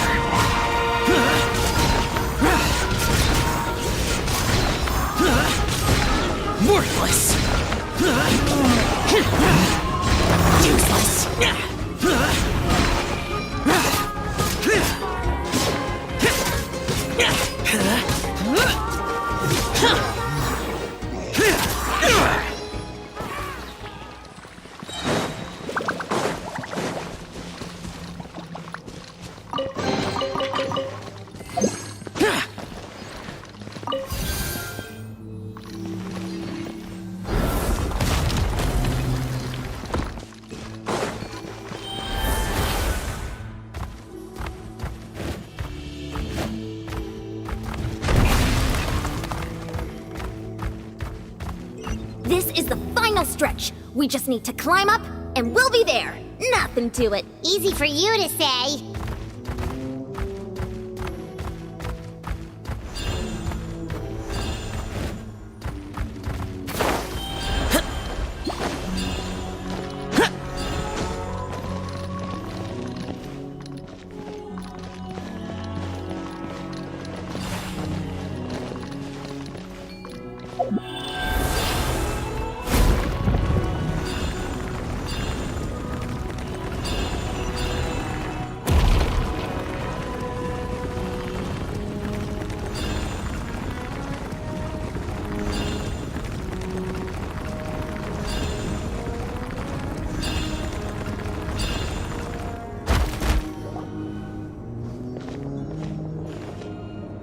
This must be the entrance the Pyro Archon told us about. The one ripped open by the Abyss. Yes. There's something in the depths of this place that feels familiar, yet also foreign. We actually have to go in there?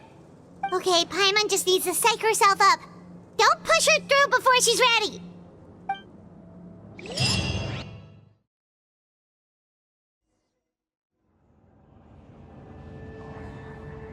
Hey! You don't have to drag Paimon! You're pulling too hard!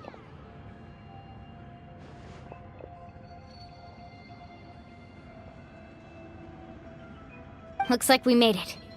This is the Night Kingdom.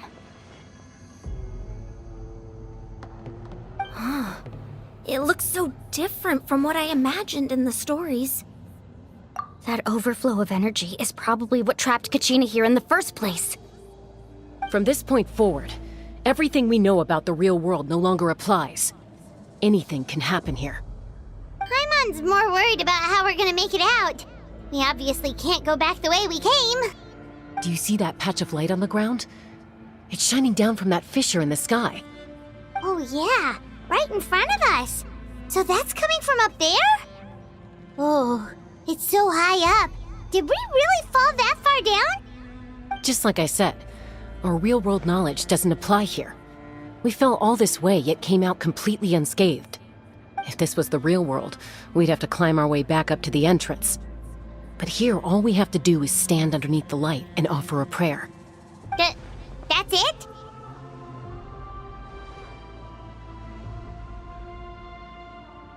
You really think that little of Paimon? That's not even why Paimon asked! So that means all we need to do is find Kachina and bring her to this location. Exactly. This light is streaming in from the real world. It's a link between the two realms. The terrain looks difficult to navigate, and the visibility's not great either. How are we supposed to find Kachina in these conditions? Yeah, these floating black things don't look super friendly either. Those are all manifestations of abyssal power. Be careful. Ghost! A talking ghost! Calm down, I'm here to help. You're the ones who helped Vichama, right? Yes, I'm Vichama's friend, Malko. I was completely lost to this realm until I sensed a mysterious power calling out to me. It's like it was seeking me out, attempting to reassemble the pieces of who I used to be. Of course, it could only do so much. I'm sorry I can only appear before you in this imperfect form. No, we should be the ones apologizing. If the Spirit Speaker's stone hadn't become corrupted by the Abyss, we could have done much more. But we had to destroy it. Otherwise, Vichama and his tribe would have been in danger. Of course.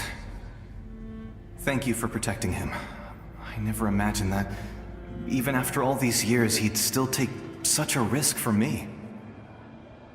Under the power of the stone, it felt like our souls were connected. Turns out even our regrets were exactly the same. Whether in triumph or death, you want your best friend by your side.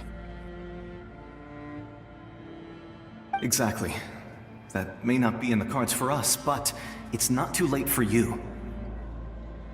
You're looking for a young girl from the Children of Echoes, right? She's being chased by an embodiment of abyssal power. I'd like to help her while I'm still in this form, so follow me. Be careful. This place has been severely corroded by the Abyss.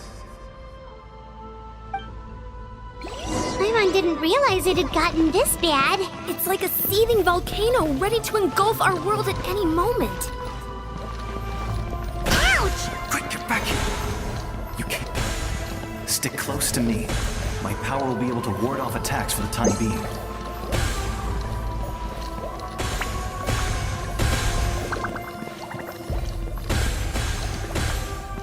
We won't be able to keep this up. Let's try another route. This way.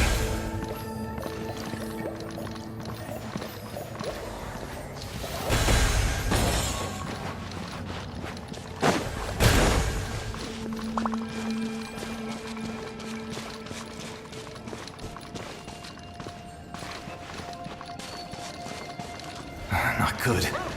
More monsters. We shouldn't waste our time on them.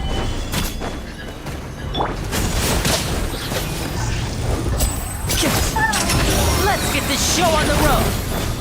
Give me some space.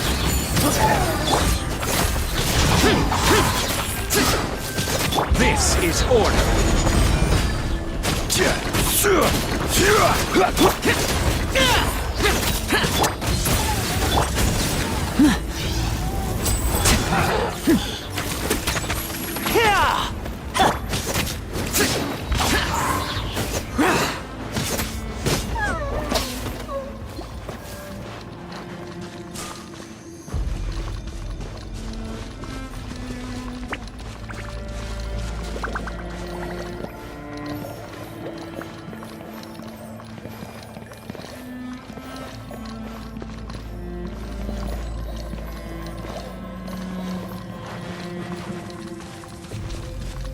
Oh, Paimon can't see anything!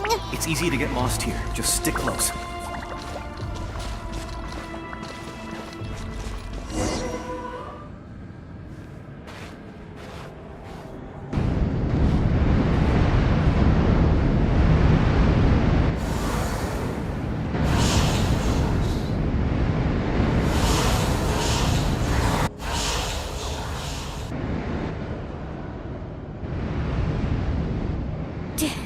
Did you hear that?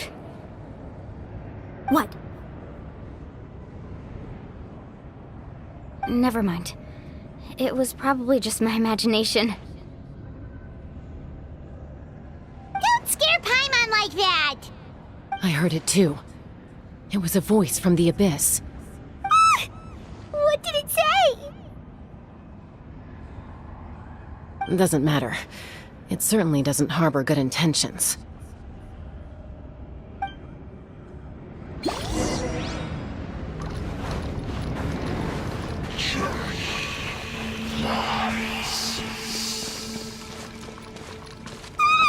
Paimon just heard it too! Let's keep going. Paimon wants to get out of this place!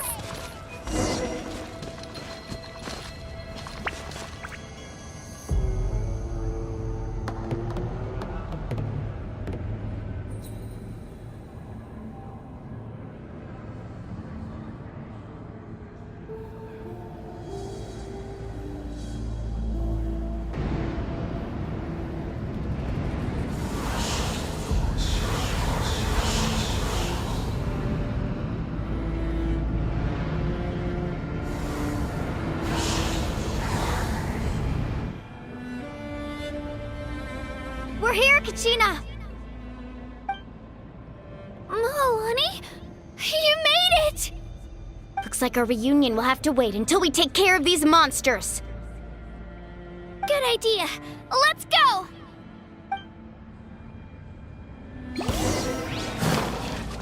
Shockwave!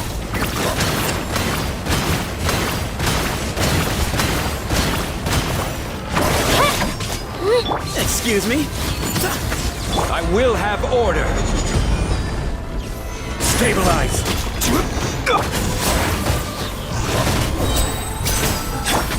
Way ahead! Move or be moved!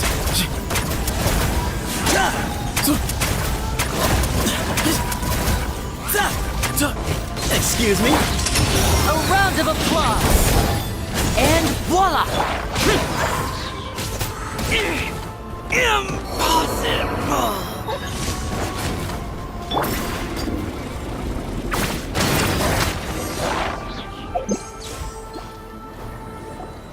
You're here.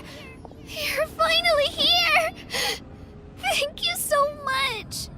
That monster can appear from anywhere. It almost caught me a bunch of times. The Wyab's power helped keep me hidden, so I just tried to stay out of sight until you got here. Atta girl. You did so well. And most importantly, you weren't hurt. Should we start heading back then? Actually, I have a request. Will you come visit the Wyab with me? I can't exactly put it into words, but something's wrong with the Ode of Resurrection. And I know it has something to do with the contamination from the Abyss. That was the Pyro Archon's theory as well. Everything we've seen here certainly seems to back it up. In the Night Kingdom, there are 6 main totem poles representing the Wyab of each tribe. You can think of them like the body of each Wyab. Additional totem poles, like the ones around here, serve as proxies to which the Wyab can extend their consciousness. There are countless proxies scattered around the Night Kingdom. Through them, the Wyab can extend their consciousness over the entire realm and track down souls no matter where they roam. But if a proxy were to become severely contaminated, then a soul could become lost within the Night Kingdom. Judging by the current situation, I don't think we're dealing with just one contaminated proxy. Even if we could drive back the abyssal power from one of them, that probably wouldn't even put a dent in the problem. Still, we can't just leave the Wyab to suffer. It's protected me this whole time. I agree. We might even manage to draw out the monster that's been hunting Kachina. Getting rid of the monster might slow down the deterioration of the Night Kingdom.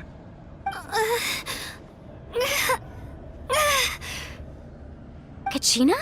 What's wrong? Nothing.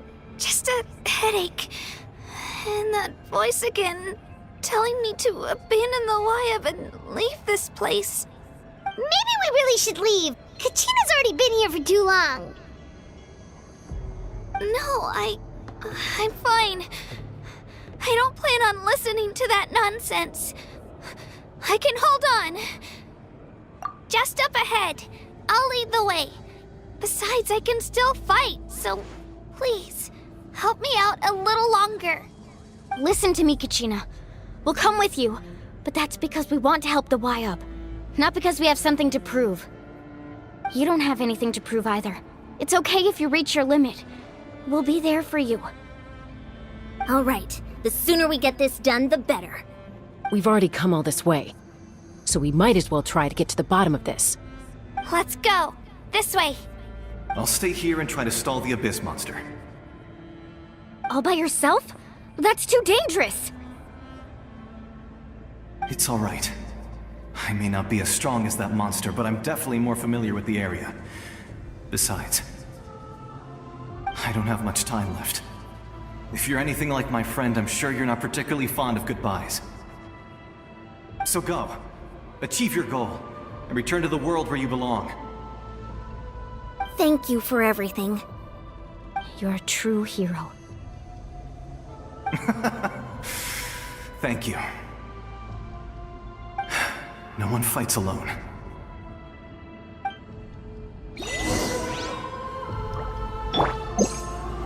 Does your head still hurt? Let me help you walk. I'm fine. You should know I'm made of stronger stuff than that.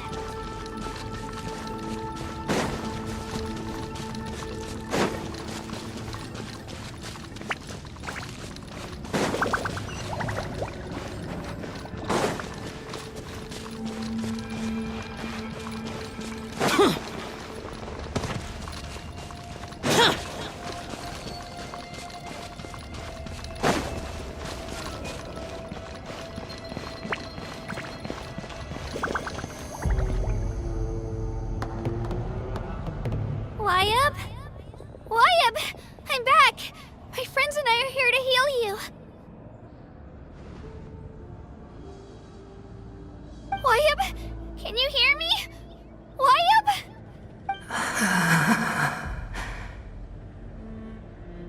So we were right. The contamination is already too severe. It's preventing the Wyab from answering our calls. Alright, get ready, everyone! Time to purge the abyssal energy from this place! Careful. We've got company. Already? You really think that puny soul could slow me down? Courage in the face of futility is pure folly. He tried to get in my way, so I disposed of him. You killed Malco? He would have dispersed with or without me. Rather than worrying about him, I would urge you to focus on yourself. You may have defeated others of my kind in the past, but underestimate me now, and it will be to your peril. No, the power of the Abyss is intoxicating. The destruction it seeks captivates like a masterful work of art. I strive only for the opportunity to see it up close.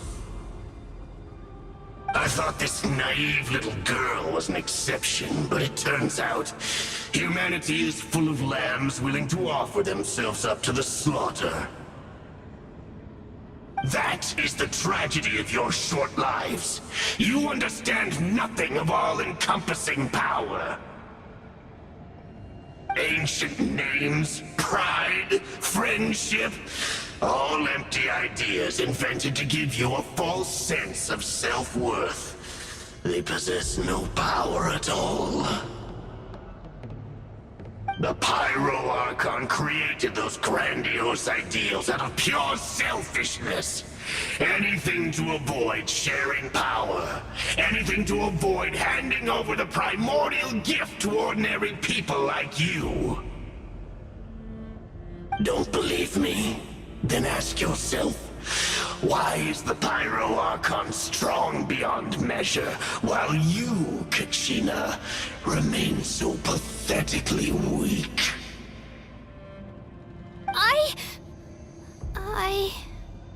Kachina! Give me your hand.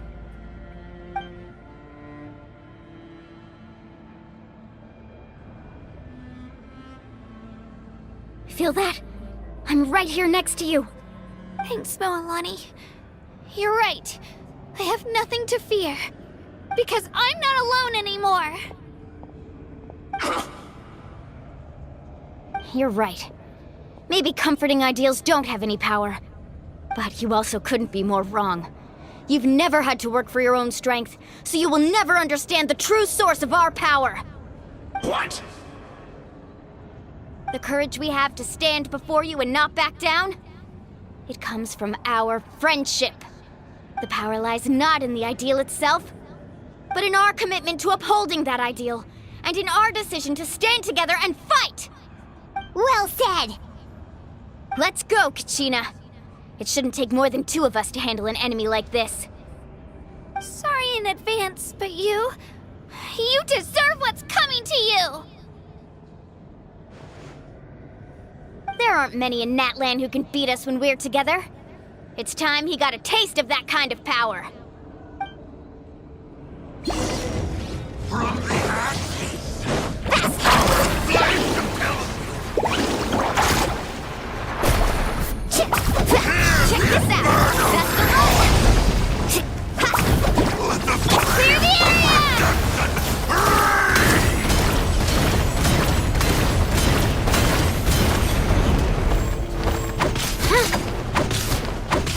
power of flame compels Woohoo!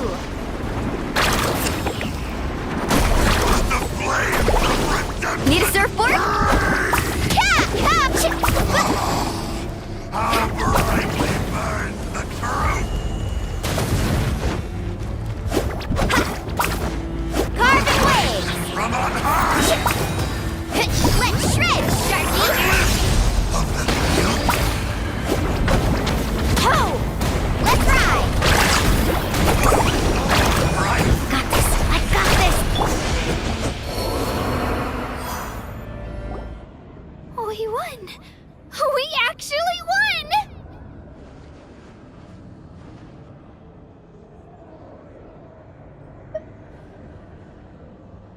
That's what he gets for underestimating you two. Fantastic work, Kachina! Absolutely fantastic! This makes me so unbelievably happy. I'm happy too, Mualani. Together we really are unstoppable.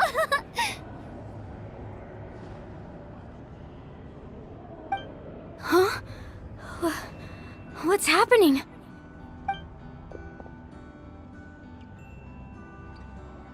My ancient name is glowing? But I thought I didn't bring it with me. It's probably a projection from the real world, but that doesn't explain why it's glowing all of a sudden. Wait, does that mean you're...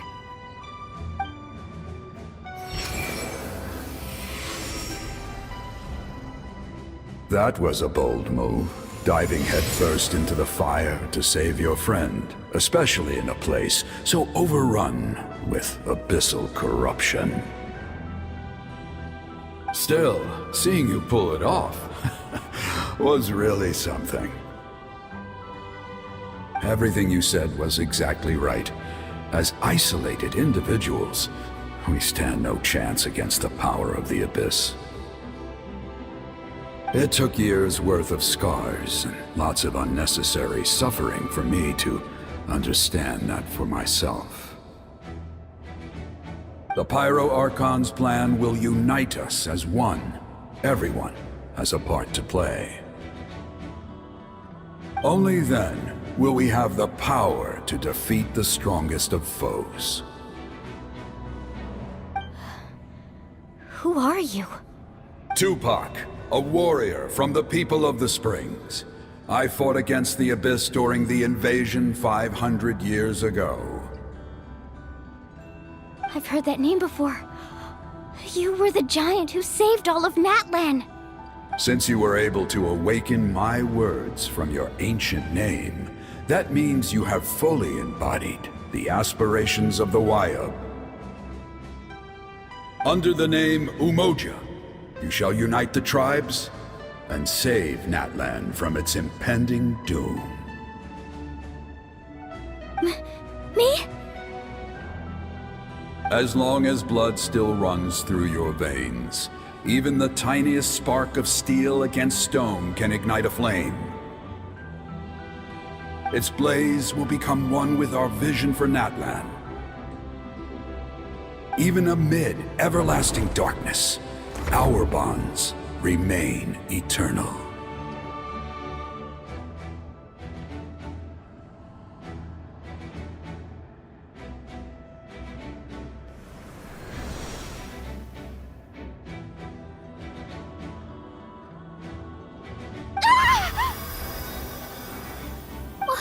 What's wrong, Mualani? So many memories. My brain was just flooded with everything he once knew. So that's what happened. What do you mean? Did you just figure something out? 500 years ago, they foresaw the very crisis we're facing now. Efforts to save Natlan started all the way back then. We can go over the details once we get back. We shouldn't linger here longer than we have to. I know bits and pieces, but I had no idea Mualani was also part of the plan. This sounds like something that's going to need a lot of explaining. Let's focus on saving the Wayub first.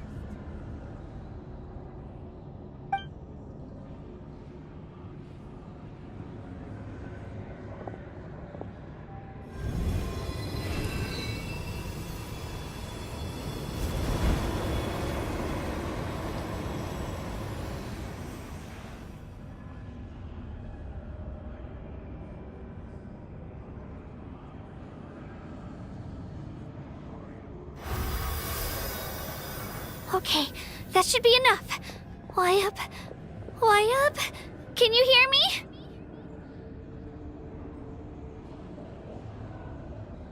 I hear your voice, Kachina, my dear child. Great. Well then, I'm afraid it's time to say goodbye. I just wanted to make sure you were okay before we leave, but we can't afford to stay here any longer. I was going to ask why you bestowed an ancient name upon someone like me, but it's okay. keep searching within myself for the answer. I'll never stop trying to improve my strength. One day, I'll live up to the hero you saw in me. You are already an outstanding child in my eyes, Kachina. No matter what happens. Huh? You are all my most beloved children. It has always been my honor to protect and nurture you. Your ancient name is just that. A name. Much like your parents chose to name you Kachina, I also gave you a name, but it need not define you. Focus on who you want to be. You are already worthy of your name. Now, you need only devote yourself to becoming a better you. The story of your ancient name is for you to continue. Just like your parents, my love for you will never change, no matter what the future holds.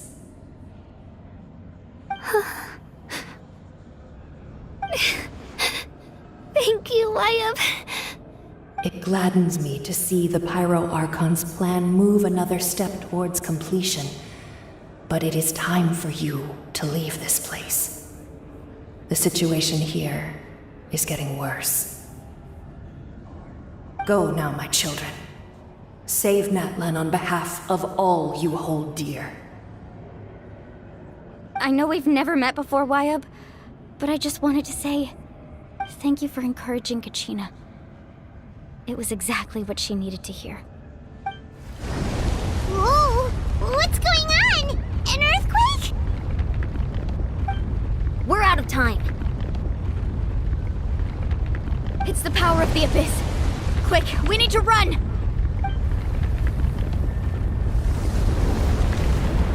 It's a Sealy! The Sealy opened the way for us!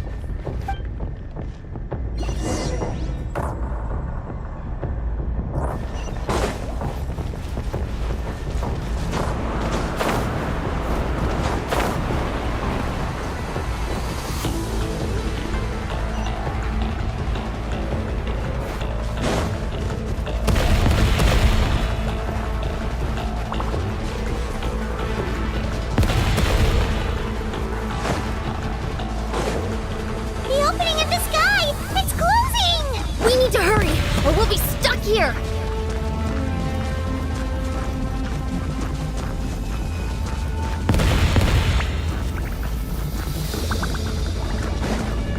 Watch out for the falling rocks! Quick, through the middle!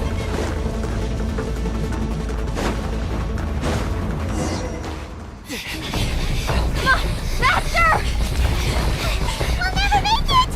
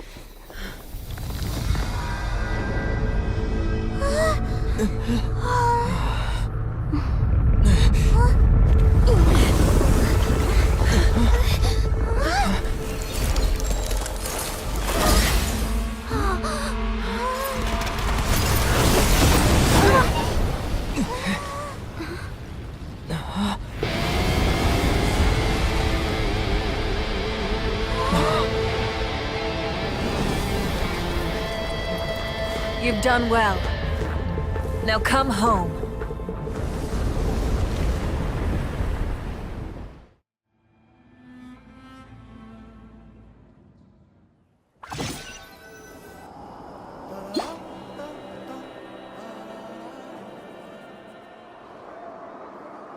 We're back! The Pyro Archon saved us. But she's not here. Yeah, didn't she say she used it all up? She's still in the Speaker's Chamber. What we saw in the Night Kingdom was just her consciousness. So you're saying her consciousness did all that? Every great display of power comes at a price.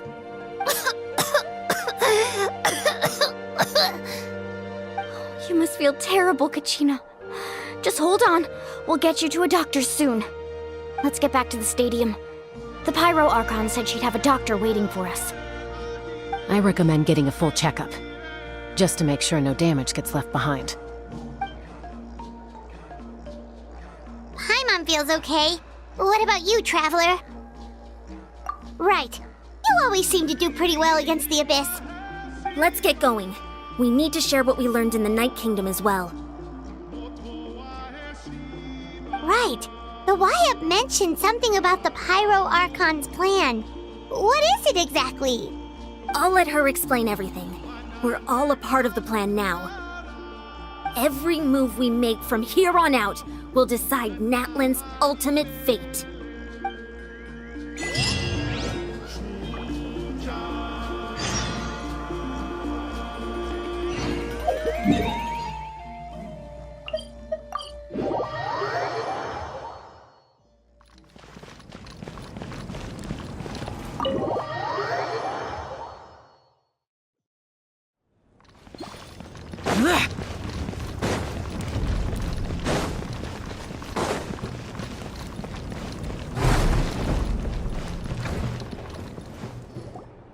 Huh.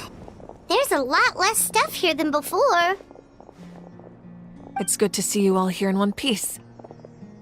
I know you must have a lot of questions, but let Koichi check you over first. It's best not to let any lingering effects of the Abyss go untreated. Thank goodness you made it back. I came here as soon as the Pyro Archon told me about your plan. Take a seat, everybody. I'll examine you one by one.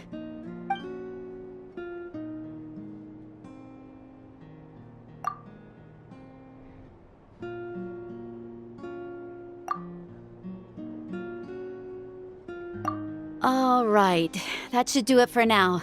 But just to be safe, I'll perform another checkup in a couple of days. I have to say, though, I've never seen anyone react to the Abyss like you, Traveler. It's like you're completely immune to its power. He always has been special like that. He can even purify its power. Wait, now that you mention it, Paimon doesn't think she's affected either. Given the current situation, that ability will likely play a great role in the events to come. Of course. I still have patients to see, so I'll head out. Thank you, Koichi. All right, all right. We might not see eye to eye, but we both had good intentions. Just give it time. I'm sure we'll figure things out between us one day. Yeah.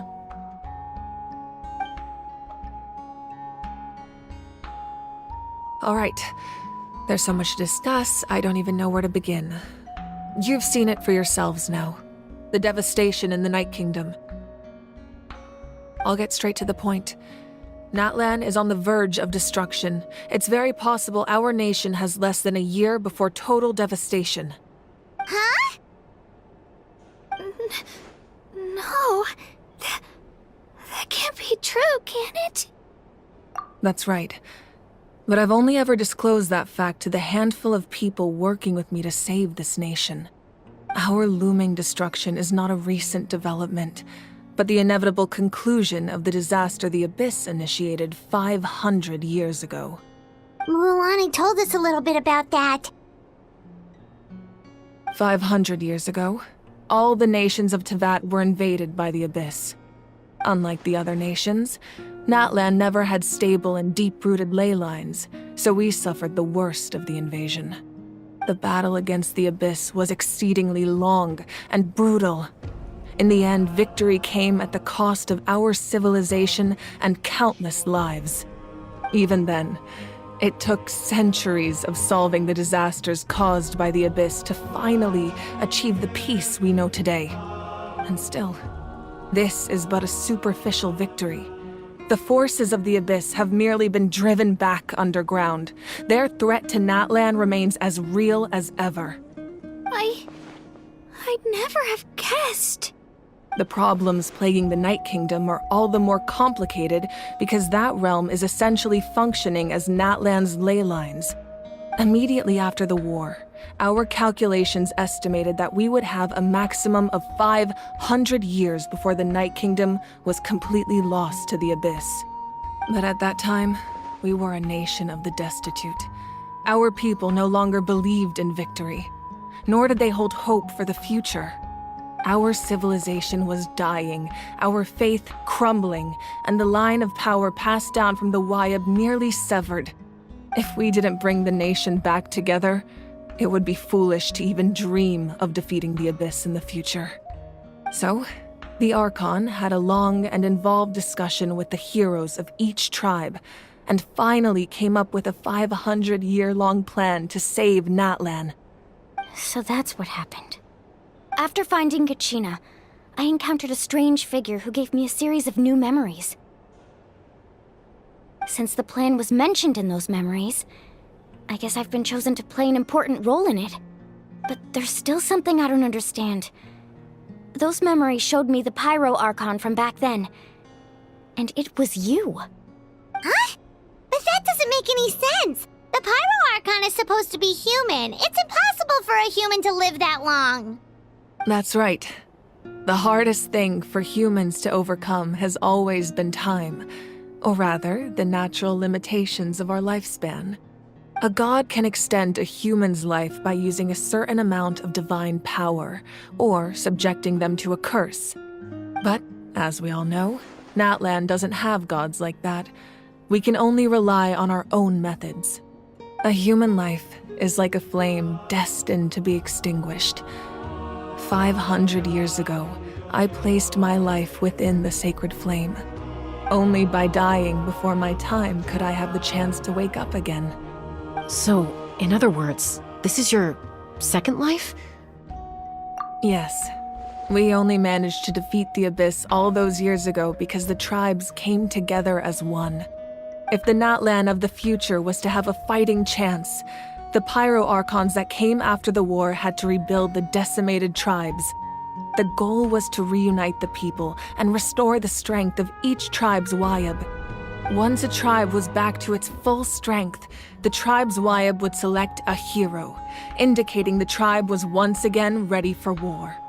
The Chosen would then stand by my side in defense of our nation, just like great heroes of old 500 years ago. So that means I'm one of the Chosen? That's right. You bear the ancient name Umoja, the same one held by the hero from your tribe 500 years ago. It means unity. After your adventure in the Night Kingdom, I trust you've come to fully understand the meaning of that name. So in other words, you always knew who the Wyab were going to pick from each tribe? Yes. According to the plan, each tribe was supposed to have been fully restored by the time I awoke. But something went wrong along the way. The 6 heroes successfully inherited the ancient names from 500 years ago, but the intel regarding the plan wasn't passed on to them. Once again, it comes down to the deterioration of the Night Kingdom. Communication between the Sacred Flame and the Wyab has been blocked. Just like how the Ode of Resurrection failed to bring Kachina back. Exactly. It's just another tactic the Abyss is using against us. The Abyss may not possess intelligence, but its methods certainly aren't easy to counter.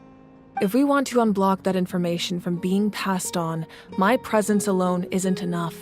The ancient name-bearer must establish a greater connection to their name. So, I've tried my best to help them from the sidelines.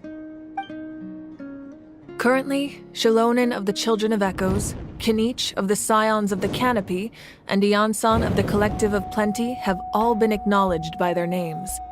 During your adventure, you too earned the acknowledgement of your Wyab, Mualani. In the process, you gained the memories stored within your name. But we have less than a year!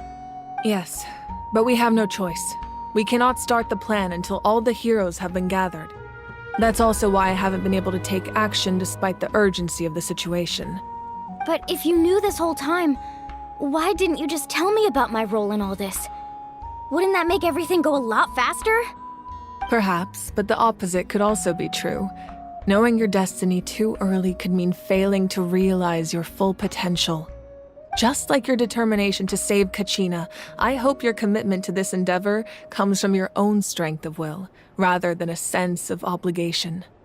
So I suppose you're not going to tell us who the final two heroes are then? That's right. Their time is yet to come. Putting pressure on them beforehand will only hinder their development. I can only trust in the judgment of the Wyab. I have never believed I could solve this crisis alone. In fact, it was precisely because I chose to trust and rely on others that we managed to get this far. Natlan's salvation lies not in its Archon or any singular individual, but in us all. You're quite perceptive, aren't you? I thought I might get away with avoiding the topic. Huh? Oh, right! All of the stuff you stored here before, where did it all go? Even though I sacrificed my power, I still needed a contingency plan to ensure you would make it back from the Night Kingdom. After all, I was the one who allowed you to take that risk, and Mualani has an important role to play in my plan. In addition to their sentimental value, the items I stored here held a much more important purpose: fuel. Fuel? Ah, so back then, that's why you... Yes. The stories embodied by those items are certainly important, but there's an even more significant trait they all share. Every item belonged to a hero of Natlan. Over time, they became imbued with a certain amount of contending fire from being carried in battle. On their own, each item's power is limited, but together, their combined effect can prove quite useful in a dire situation. By burning those items, I was able to activate the contending fire stored within them to open the boundary between the two worlds. It was a rather crude approach, so all their power was depleted in an instant, as you can see. But weren't they all precious treasures? What about their stories?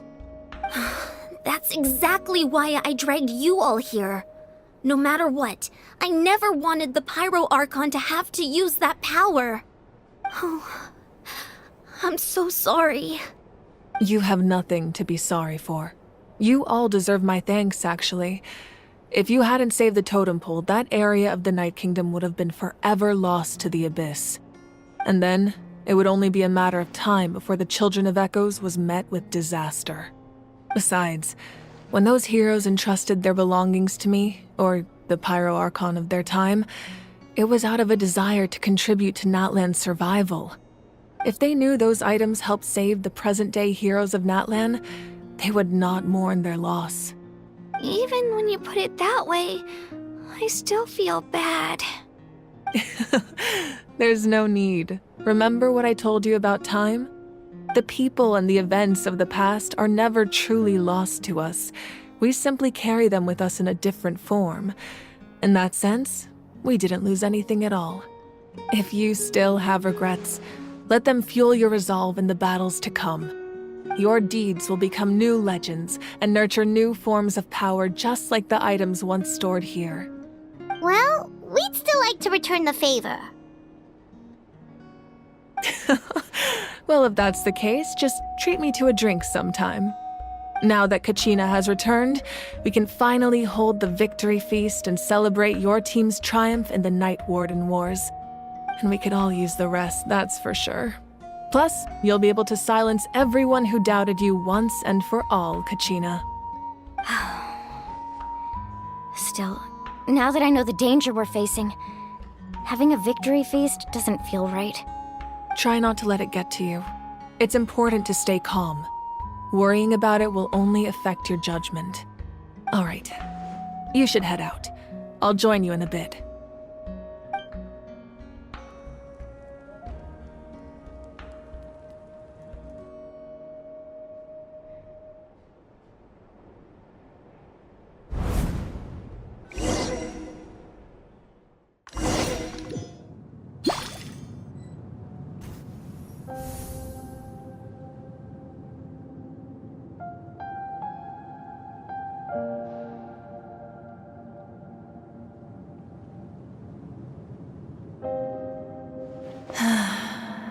When I was young, I used to sit by the hot springs and listen to the stories of warriors from all over Natlan. They attract people from all walks of life. Friends come easy here, no matter what tribe you're from. The people of the springs have never claimed the hot springs as their own private property. They are there to bring all hot spring buddies together. It's been really nice, seeing the children of my tribe get older. It's helped me gradually understand the true value of the springs. I've witnessed their energy, their determination, their absolute passion for life. Even when they cause trouble, I never managed to hold on to my anger for long. It's unbelievable how quickly they worm their way back into my good graces. I'm certain Mualani will become a great warrior when she grows up. She possesses infinite potential. I can see it. One day, when I'm no longer in fighting form, I'll come here and tell stories to all the children, just like those warriors did for me. So, you better get busy, Pyro Archon, or I'll end up running out of stories.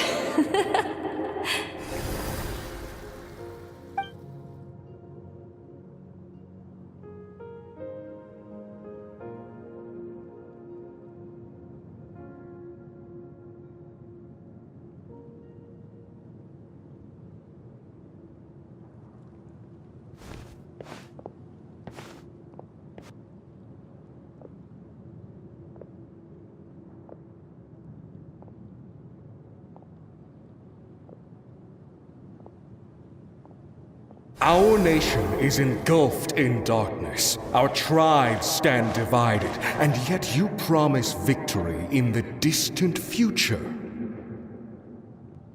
The Abyss is a cunning enemy, one that I faced in battle many times. Were that not the case, I would never understand exercising this degree of caution. My rage will never know absolution. Then my power will no longer aid you in victory. But you came to me because you knew you could convince me with just a single sentence. I understand your choice. The heroes of today will forge the path ahead with blood and fire. Just remember to earn us the victory we are owed. Otherwise, rest assured, I'll find a way to collect the debt. For Natlan.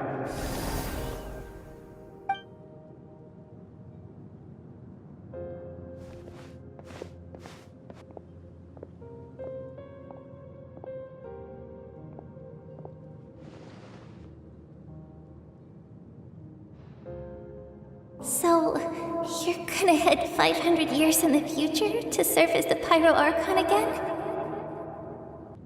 But what about the you from right now? You're just gonna die? You can't ask her those questions and expect her to answer, my dear. The decision is hers to make, and she deserves our support. We will do everything we can to rebuild the tribes. Don't you worry.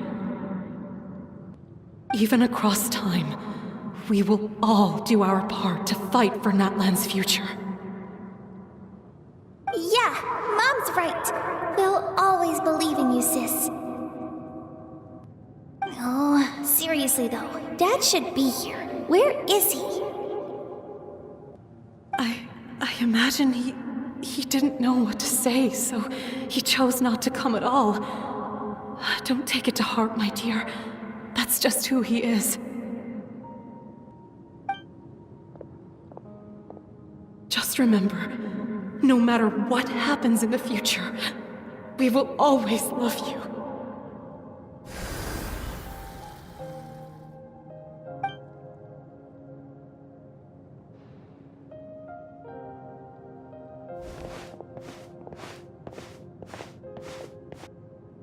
I'll come find you one day. I know I can't live that long, but I'll think of something. There has to be a way for us to meet again one day. If there's an answer out there somewhere, I'm gonna find it. So, don't forget about me.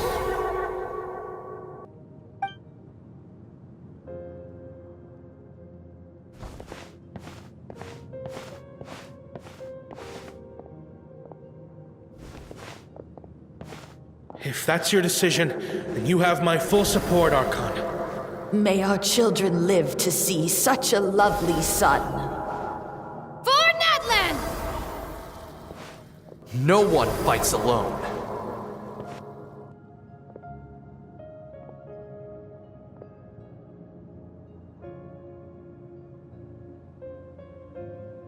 The rules are my legacy. They shall grant us the strength to overcome the next tragedy. War forged the 6 tribes, taught us how to fight, instilled in us what it means to love. Who will be the one to bring this to an end?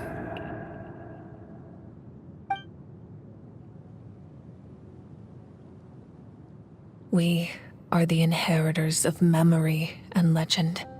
Those who grew alongside sun and wind. Those who forged our own destiny and future. That is Natlan's fire. The lifeblood of our nation.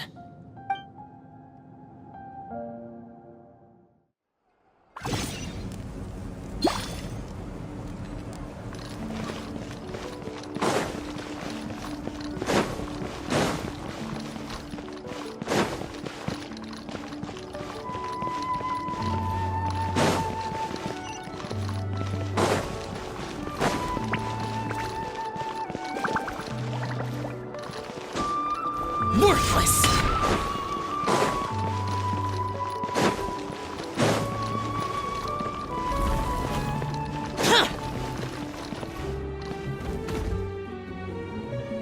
Hey, Koichi! You here for the victory feast too? Oh, no. I knew Chaska would be here, so I just came to deliver some medicine. I was about to leave, actually. It's not that I don't want to celebrate Kachina and the others. I'm so glad she made it back. It's just... well, I'll make things awkward if I'm around my sister right now. Ah, well, you two had a fight, so Paimon can understand. She didn't cause any trouble during your trip, right?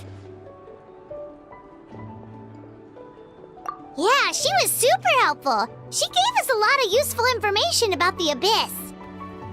That's good. That's all I needed to know. Is there a reason you asked? You were pretty outspoken when we first met, but now it's like you're holding something back.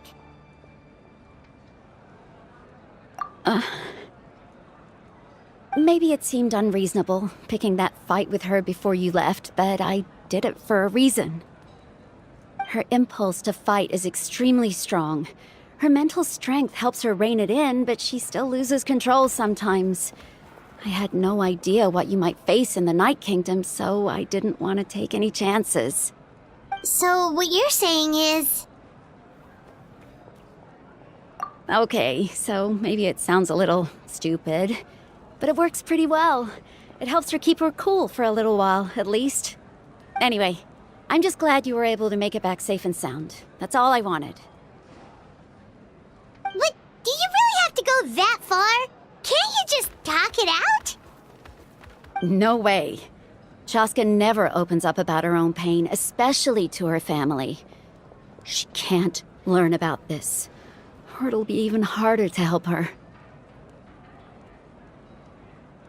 I appreciate the understanding, and don't worry. I'll find a way to help her ease this burden. Anyway, I need to get going. Enjoy the celebration. Oh, and if you ever need a doctor, you know who to find. Huh. Who would have thought there was a deeper reason behind their arguing? In the end, it's all the Abyss's fault. Paimon's had enough of them.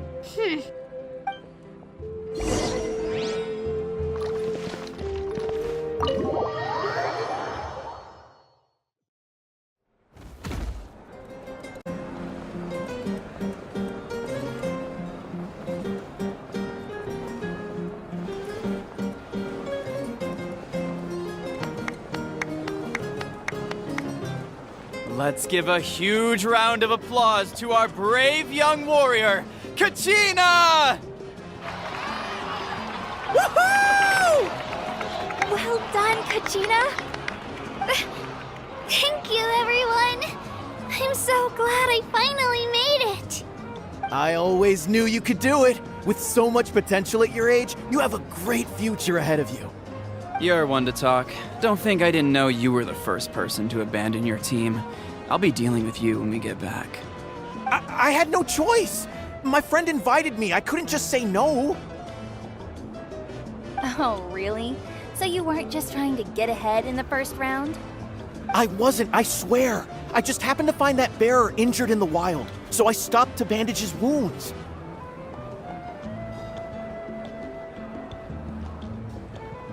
When he insisted on repaying the favor, what was I supposed to do? I'm just one person. I figured Kachina would have no trouble replacing me. But the fact of the matter is that after your departure, everyone else started thinking about swapping teams too. I'm really sorry, Kachina. It was wrong of us to abandon you like that.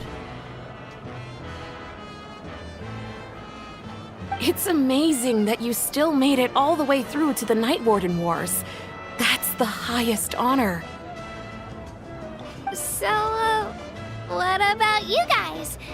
Did you make it far? Our team captain drank too much the night before the competition and turned up late to the stadium on the day. We got disqualified.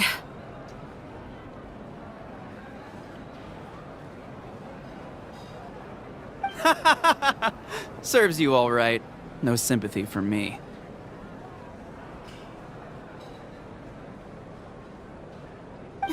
All right. There's no need to be like that, Uncle Pakal. Dear friends, I'd like to say a few words. Firstly, I'm grateful to my friends and our great Archon for helping to bring me back. This traveler and his companion Paimon are some of the strongest people I've ever met. If they were allowed to participate in the pilgrimage, I have no doubt that they'd win the whole thing. They've agreed to let me learn from them.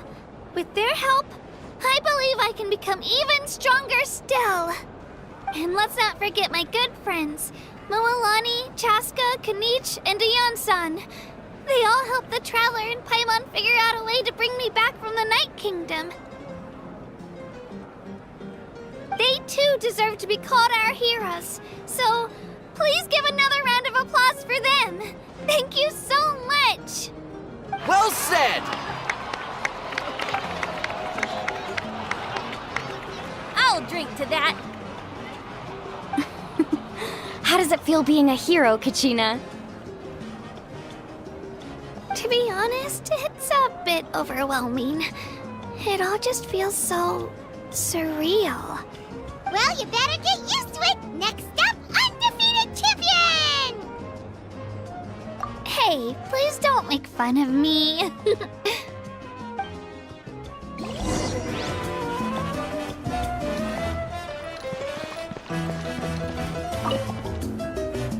Ah, you're here. Have some fruit juice. I got it specially for you two.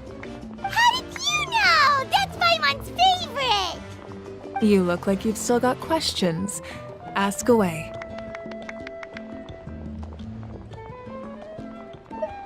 Because they had their own lives to live. The thought of telling them, abandon your families and everyone you love, and come with me to the end of time, for in 500 years Natlan will be destroyed, it seemed too cruel. You could just as easily point out that everything in this world would come to an end eventually. But life is short, and beyond a point, it just doesn't seem real. Imagine if I said, let's leave right now, and go save the sun because it'll flame out in a few million years. It would sound quite ridiculous. I couldn't make them shoulder that burden with me. Besides, every generation will have its heroes, this one included. The plan could still work without them. Or, of course, without me. But since I was the one who came up with the plan, I felt duty-bound to see it through to the end. Paimon's suddenly remembering that portrait in your room. Was that your family from back then? Yes, it was.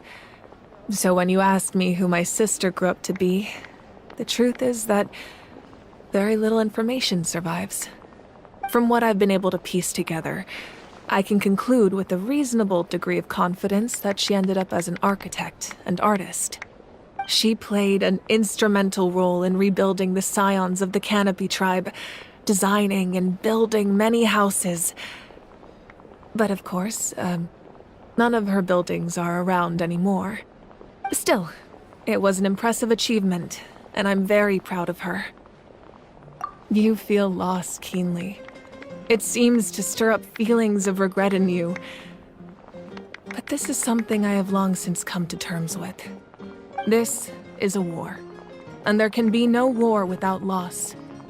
I am already far more fortunate than those who lost their lives to the Abyss.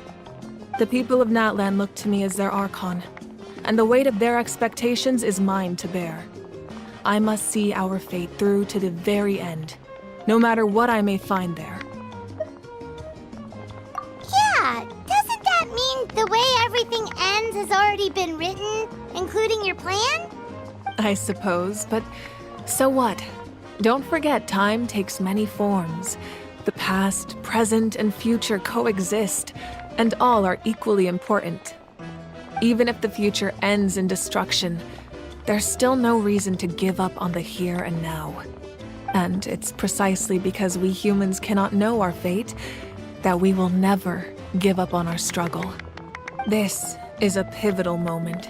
We are still 2 heroes short. Well, 3 to be precise. There's one further hero who I'm hoping to get on my side, whatever it takes.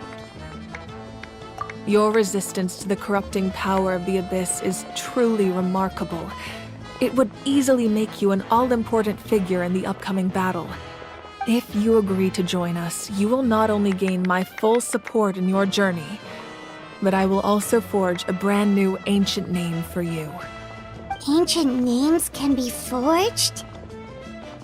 They can. Several strict conditions must be met, but if they couldn't be forged at all, then the number of them in circulation would have long dwindled to 0. Possessing an ancient name would mean that your adventures in Natlan are recorded in full. Your stories would be remembered by our people for all the years to come. The Ode of Resurrection may have temporarily lost its power, but still, take this as my personal guarantee that I shall never let you fall. Just like in the Night Kingdom, I will be there for you. That is a promise I will fulfill at all costs. This nation always honors its heroes.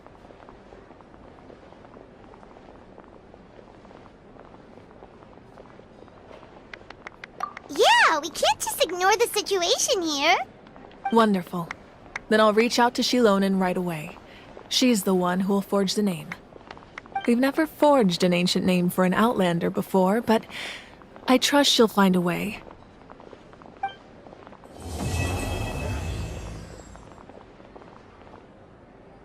My lord, we've received word that the Pyro Archon has lost much of her power. Although your injury complicates things, this is most certainly the opportune time to seize the Gnosis. Victory and defeat are rules, not outcomes. I have never taken advantage of an opponent in a time of weakness, and I don't intend to start now. As for you, I must confess, I did not expect that little trick of yours to save the day. No matter how dense the fog, as long as the sun remains, we cannot turn day into night. She could have dispelled it. She simply chose not to. You don't have much time, and you're injured on top of that. What do you plan to do next? I'm beginning to see just how useful you may turn out to be. You heard something from here, didn't you?